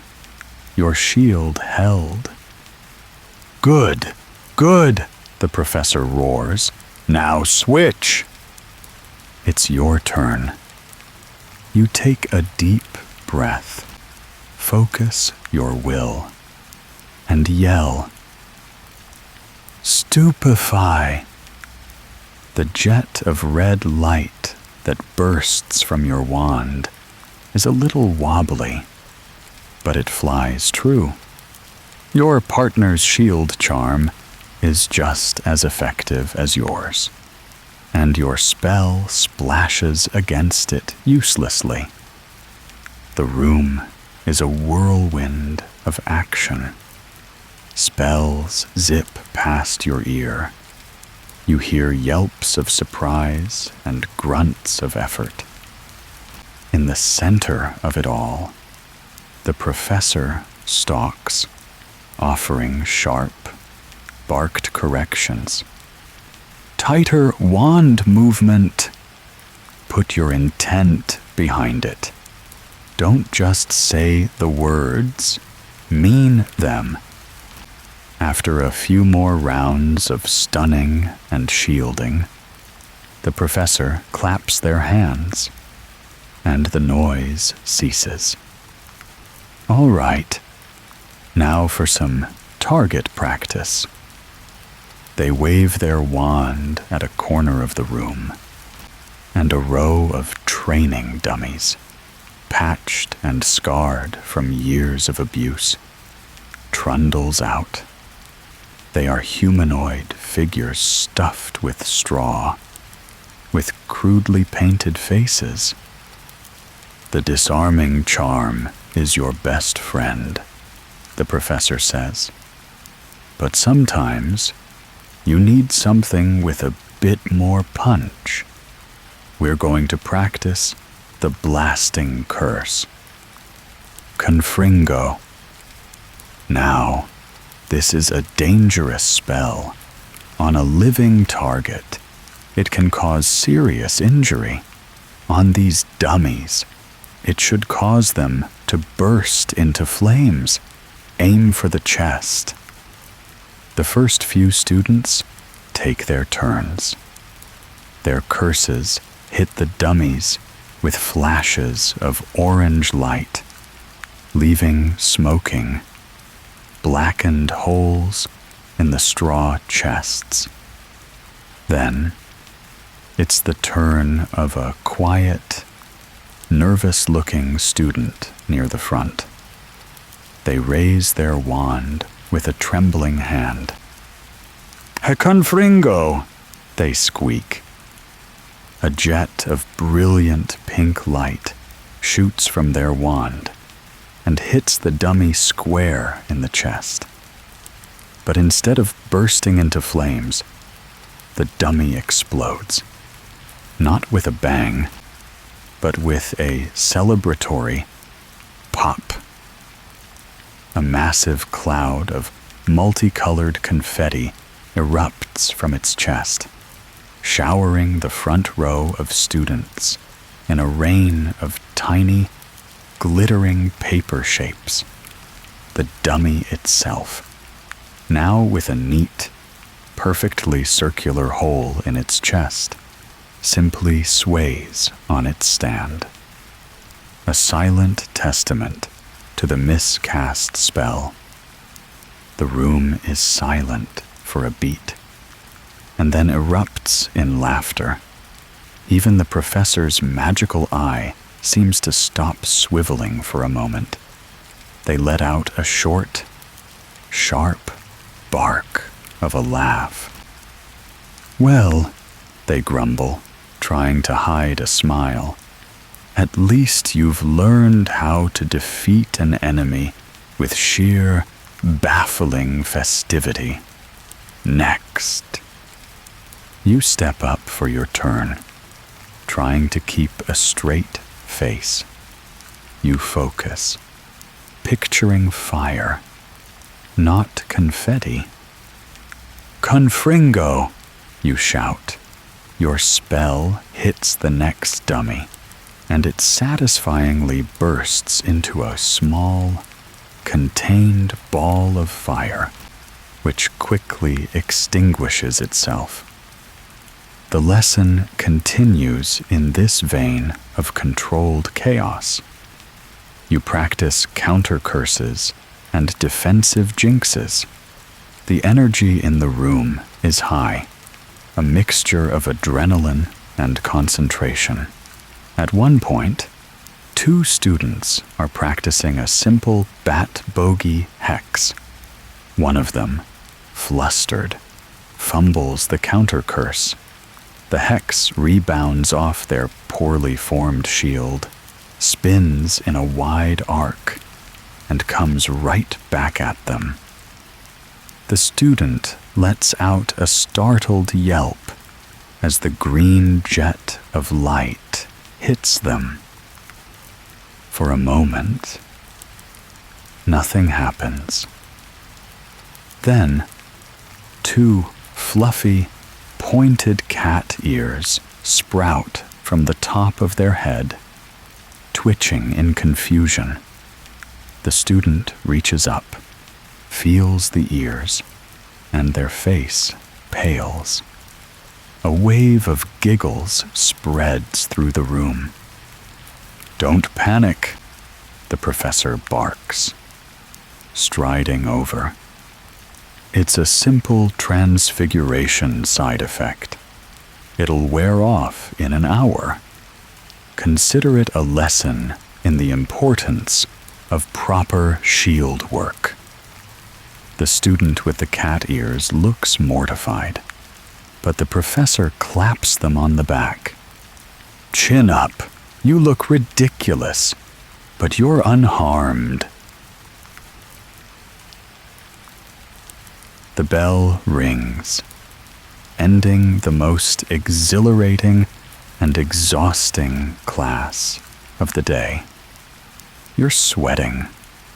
Your wand arm aches, and you have a fine dusting of confetti in your hair. But you feel alive, alert.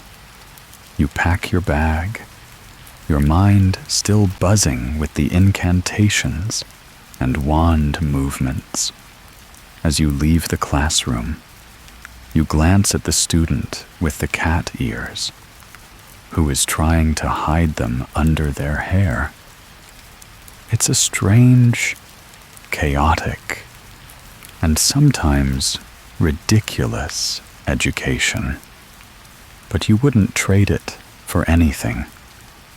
You feel your pocket for the now familiar weight of your toad. Even it seems to pulse with a little extra energy. A tiny ceramic battery charged by the magical mayhem of the last hour. The day ends where the night begins. Astronomy class is held at midnight, and the journey there is a unique and magical experience in itself. The castle transforms after dark.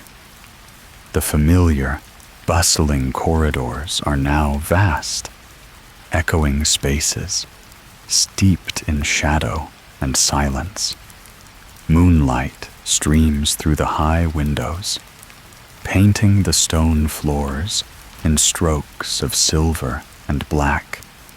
The portraits on the walls are all asleep in their frames, their painted inhabitants snoring softly, some with tiny, painted handkerchiefs over their faces.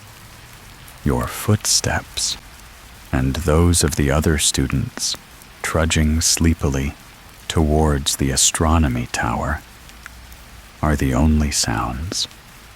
You yawn, pulling your cloak tighter against the deep, profound chill of the ancient stones.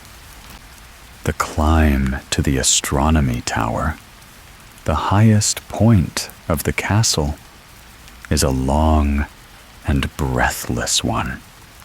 You ascend staircase after staircase, feeling the air grow colder and thinner, until you finally emerge onto the wind-swept battlements at the very top. And it is breathtaking.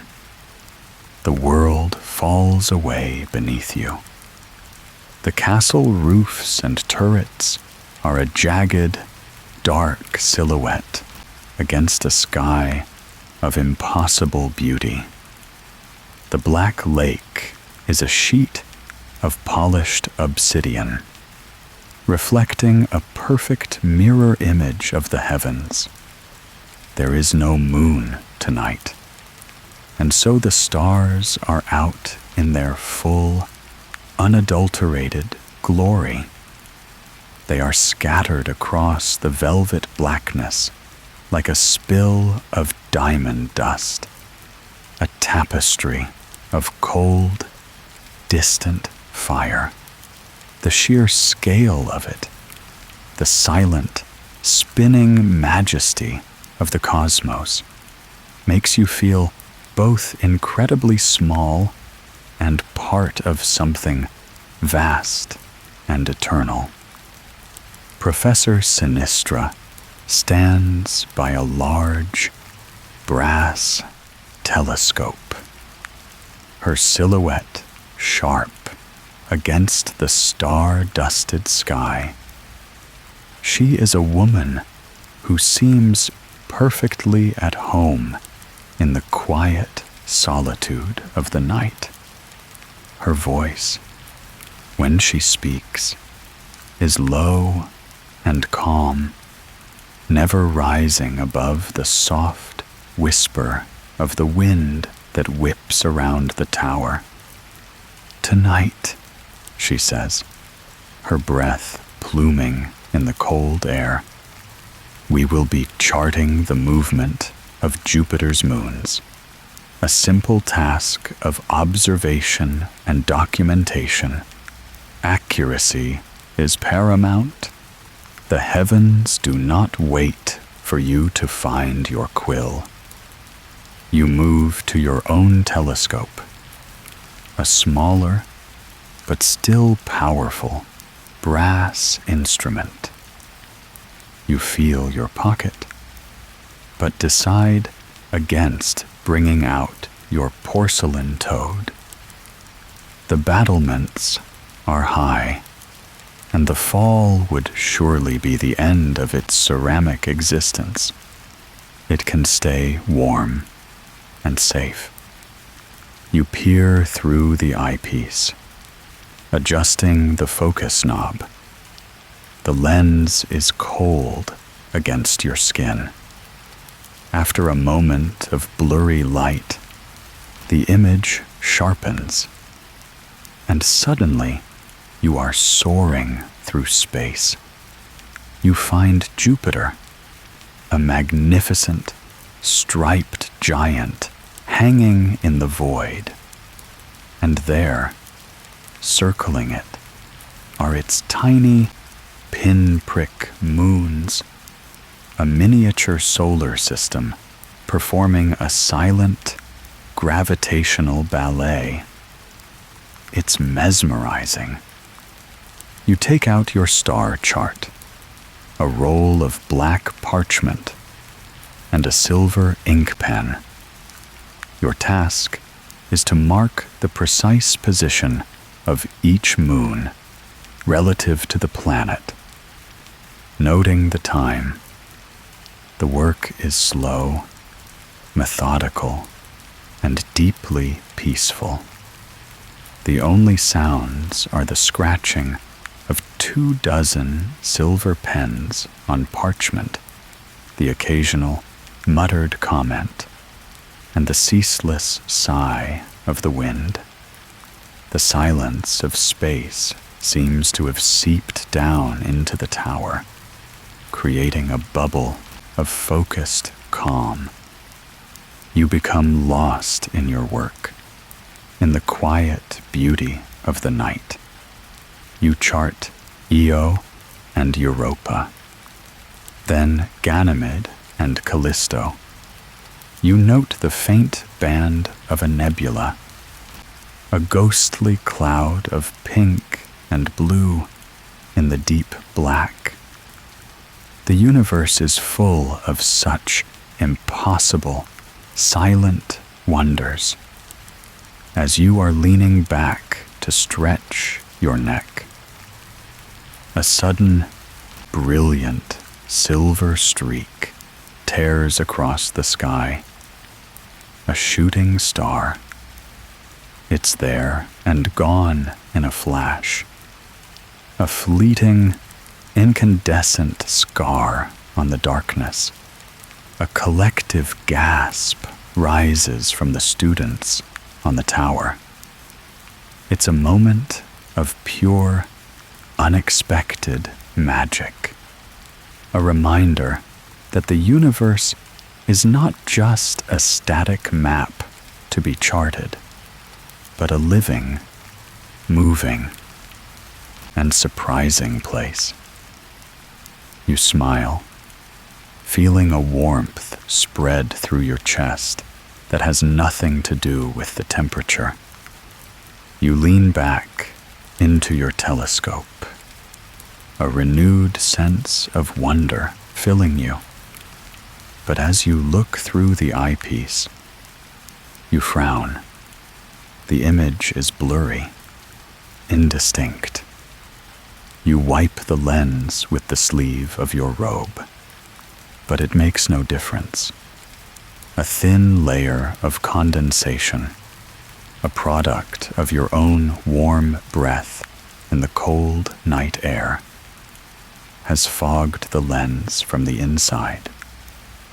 You let out a small, frustrated sigh. You'll have to wait for it to clear.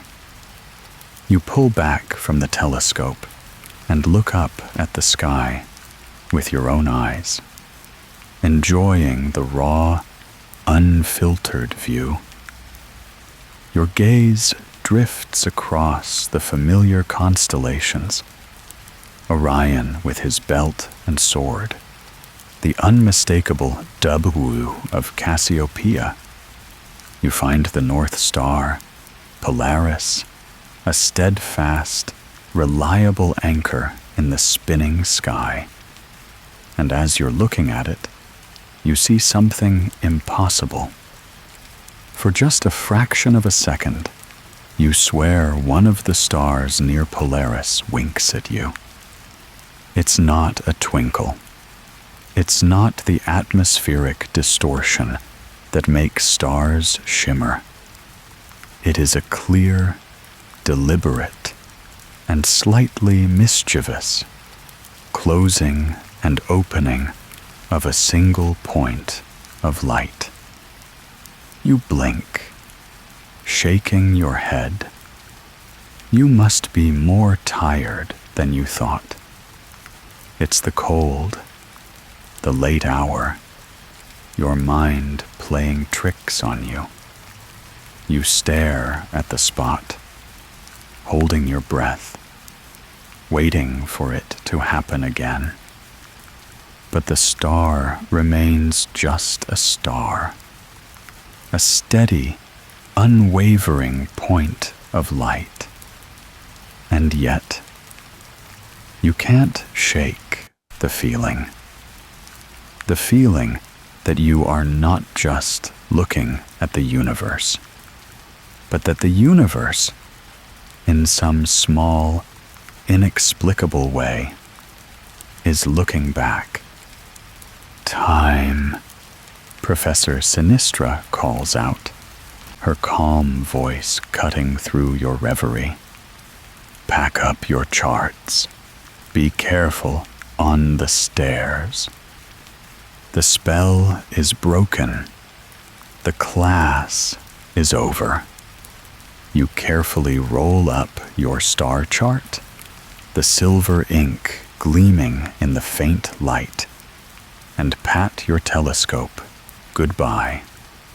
You take one last look at the magnificent, star-dusted sky, at the spot where a star may or may not have winked.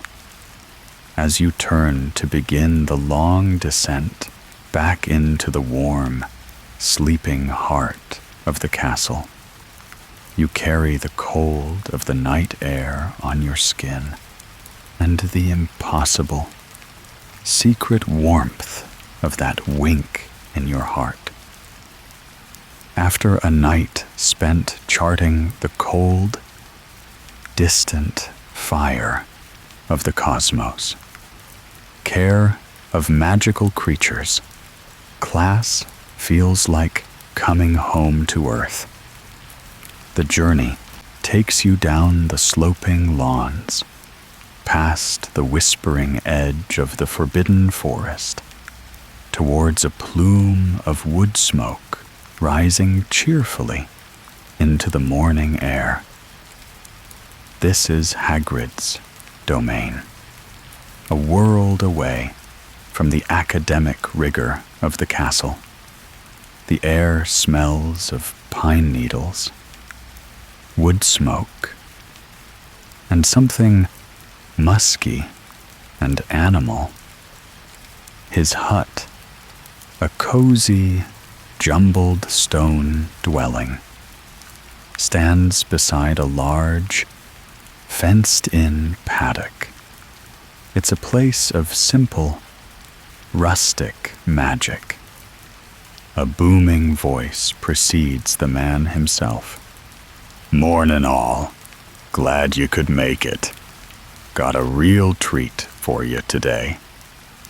Hagrid emerges from his hut, ducking his head to get through the doorway. He is an immense man, a mountain of tangled black hair, beard, and moleskin coat, but his eyes, crinkled at the corners, are kind. He radiates a warmth that has nothing to do with the fire roaring in his hearth. His presence is a comforting anchor of genuine, unadulterated enthusiasm. "Right then," he says, rubbing his huge hands together. "No need for your books today. Just need you to be calm and gentle." He leads you to the paddock. Inside, a small herd of creatures is milling about. At first, you see nothing but empty space, and you exchange confused glances with some of your classmates. But others are already gasping in wonder. Following their gaze, you begin to see them. They fade into view as if the air itself is resolving them into focus. They are thestrals, but not the great, skeletal beasts you've heard whispers about. These are miniature, no bigger than large dogs, their bodies sleek and black. Their bat-like wings are folded neatly against their backs, and their reptilian heads, with their white, pupil-less eyes, turn to regard you with a serene, intelligent curiosity. They are unnerving, but also undeniably beautiful, like creatures sculpted from shadow and moonlight. Miniature thestrals, Hagrid says proudly, his voice full of affection. Bred 'em myself, gentle as lambs. These ones are. Now, who knows why some o' ye can see 'em and some can't? A few hands go up, and the familiar explanation is offered, that only those who have seen death can see thestrals. A quiet, somber mood settles over the class for a moment.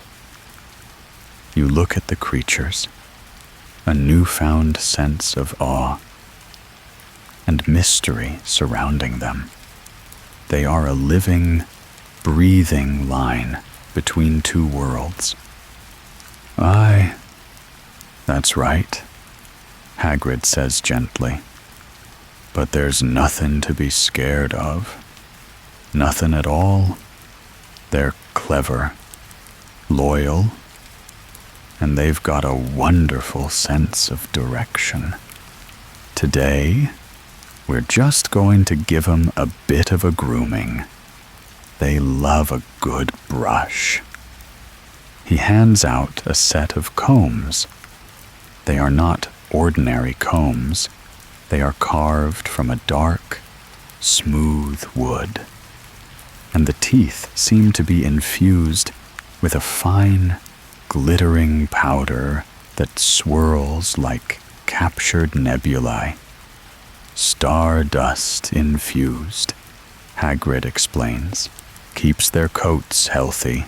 Right then, find a partner and approach one nice and slow. No sudden movements.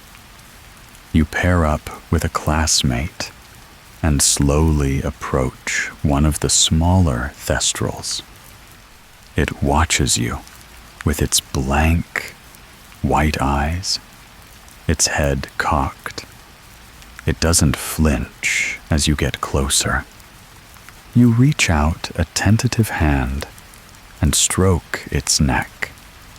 Its coat is not leathery, as you expected, but smooth and cool, like polished marble. It nudges your hand with its nose, a silent invitation to continue. You take the stardust comb and begin to brush its sleek, black flank. The moment the comb touches its coat, the creature lets out a low, vibrating sound, a deep, resonant hum that you feel in your chest more than you hear with your ears. It is a sound of pure contentment. The thestral leans into the brush, its wings shivering with pleasure. The stardust from the comb lifts into the air, creating a tiny, swirling galaxy around the creature's back. It's an intensely personal and peaceful moment. A quiet conversation without words. You are simply there, in the cool morning air, brushing a creature made of shadows, and it is humming. Your peaceful communion is shattered by a sudden, excited chittering sound from the direction of Hagrid's hut. A small, black, furry creature with a long snout comes scurrying out of the door, which Hagrid had left ajar. It's a niffler. Its beady little eyes are fixed on the class, scanning for anything that glitters. "Oh, bother," Hagrid mutters, his eyes widening. "Forgot I let him out for a stretch." The niffler, moving with surprising speed, makes a beeline for a student who is wearing a particularly shiny silver ring. The student yelps as the creature tries to pry it from their finger.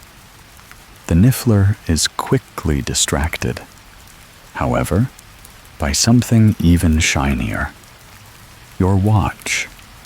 The simple, brass-cased watch you wear on your wrist. Before you can react, the niffler is upon you.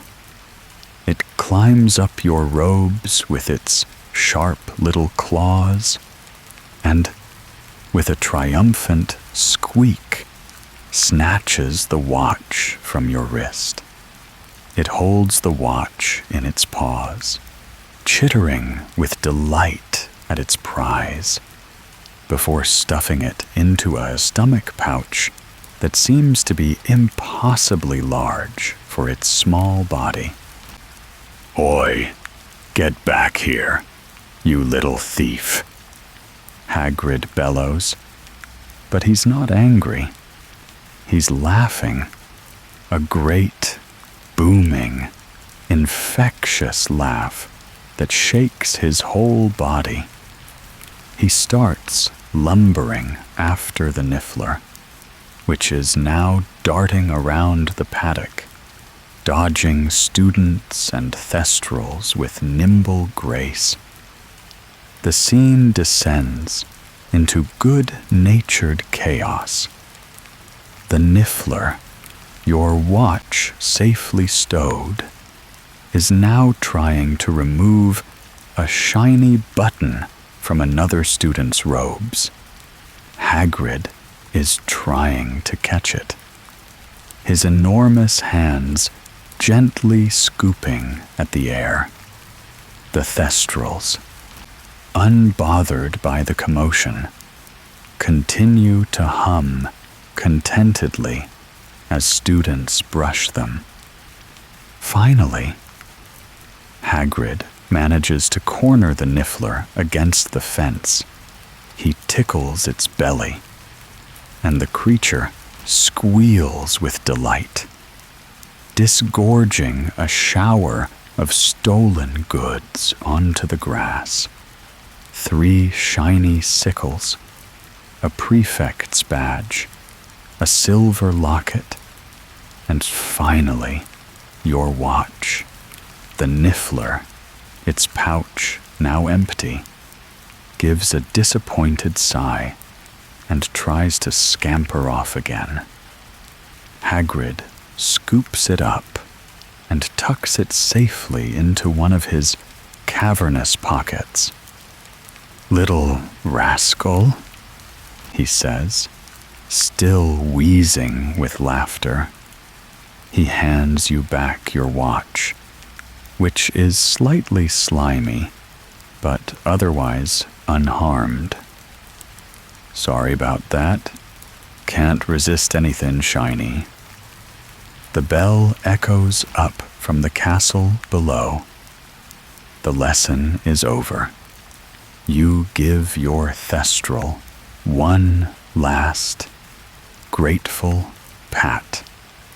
It's humming a warm memory in your chest.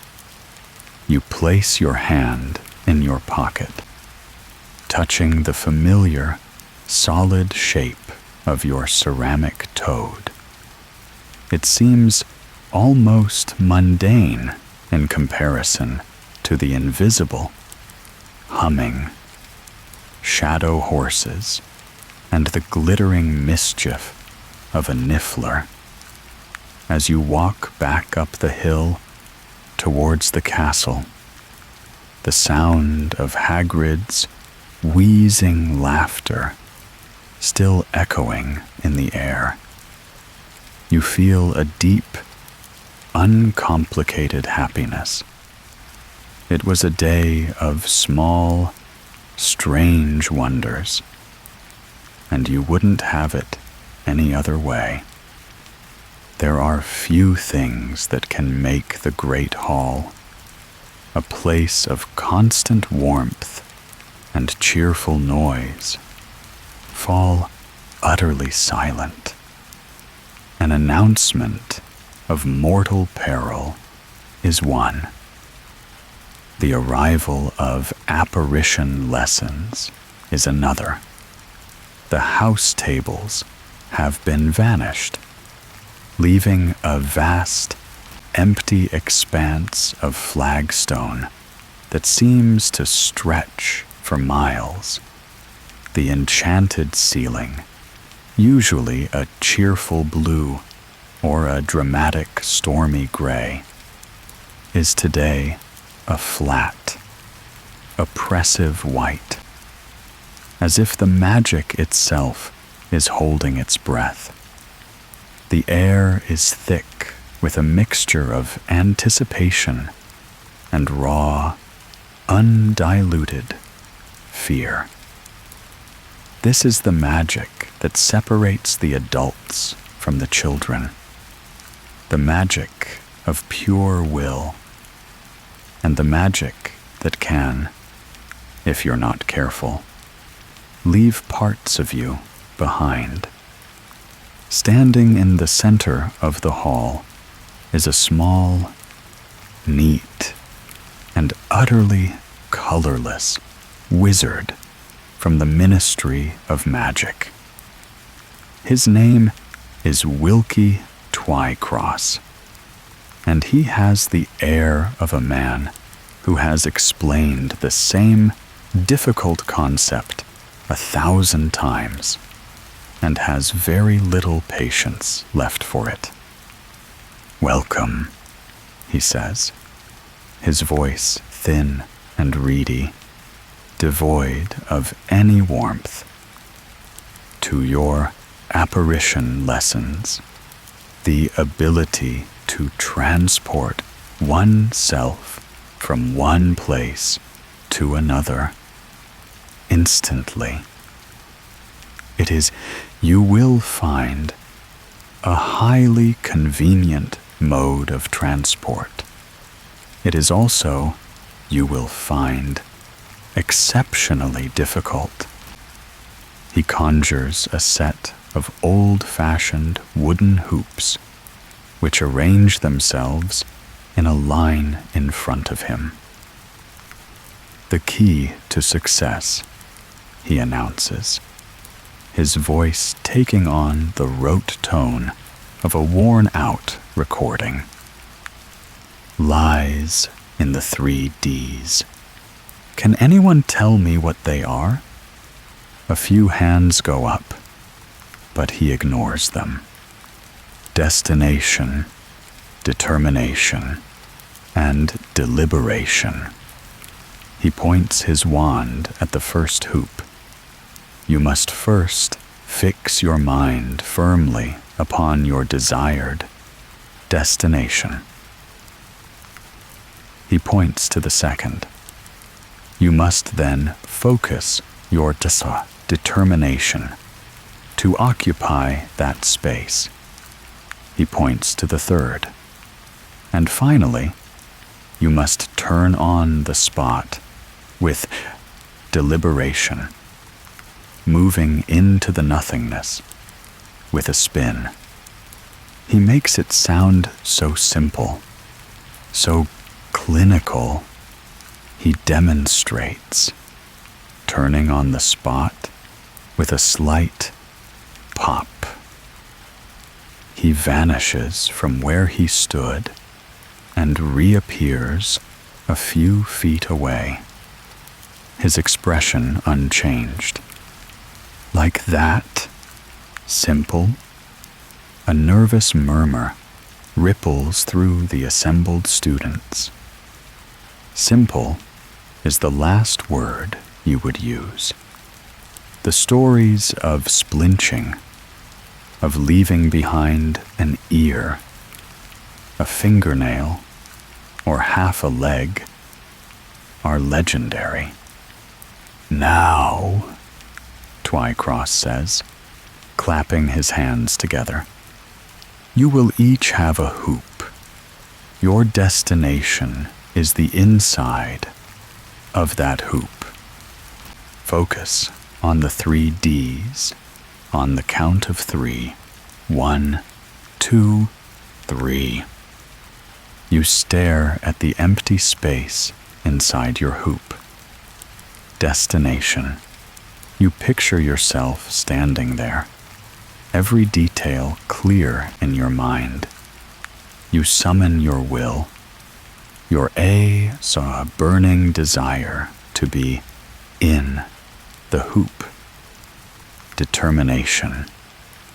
You take a deep breath, and on the count of 3, you spin. Deliberation. The sensation is indescribable. It's like being forced through a keyhole.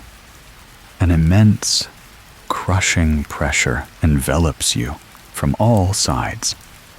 Your lungs feel like they're being squeezed by a giant fist, and your vision dissolves into a swirling vortex of color and darkness. It is violent, suffocating, and deeply unpleasant. And then, just as quickly as it began, it's over. You stumble, your feet finding solid ground. You open your eyes, gasping for air. You are still standing exactly where you started. You haven't moved an inch, but you feel dizzy, nauseated, and strangely compressed. You look down at your hands. You still have all your fingers. That's a good start. Then you notice a strange tingling sensation on your face. You reach up and touch your right eyebrow. A few hairs seem to have vanished. You didn't just fail to apparate. You very nearly left a part of your face behind. A cold wash of fear trickles down your spine. You look around. No one in the entire hall has succeeded. Most, like you, are panting and looking slightly green. A few are checking themselves over for missing parts. And then you see your friend. They are standing a few feet away, a look of utter panic on their face, and for good reason. From the waist down, they are perfectly normal, but from the waist up, they are stuck mid-jump. Their torso and head are still caught in the swirling non-space of the apparition attempt. Their body a bizarre, half-finished statue. Their legs are standing firmly on the flagstones, but the top half of their body is a blurred, twisting vortex of color. "Ah," Twycross says, with a distinct lack of alarm. "A classic case of insufficient deliberation." He walks over and gives the student's legs a sharp tug. With a sound like a cork being pulled from a bottle, the rest of your friend pops back into existence, stumbling forward and looking extremely pale. "You see? No harm done. Now, let's try again. Focus on the 3 Ds. This is terrifying. This is not the whimsical charm work of Flitwick or the muddy chaos of Herbology. This is magic that feels raw, powerful, and profoundly dangerous. It is the feeling of wrestling with the very fabric of space and time, and losing. But then, as the initial fear begins to subside, something else takes its place. A thrill, a spark of pure, unadulterated excitement. You just felt the universe compress you into a single point. You traveled into nothingness and came back, almost entirely intact.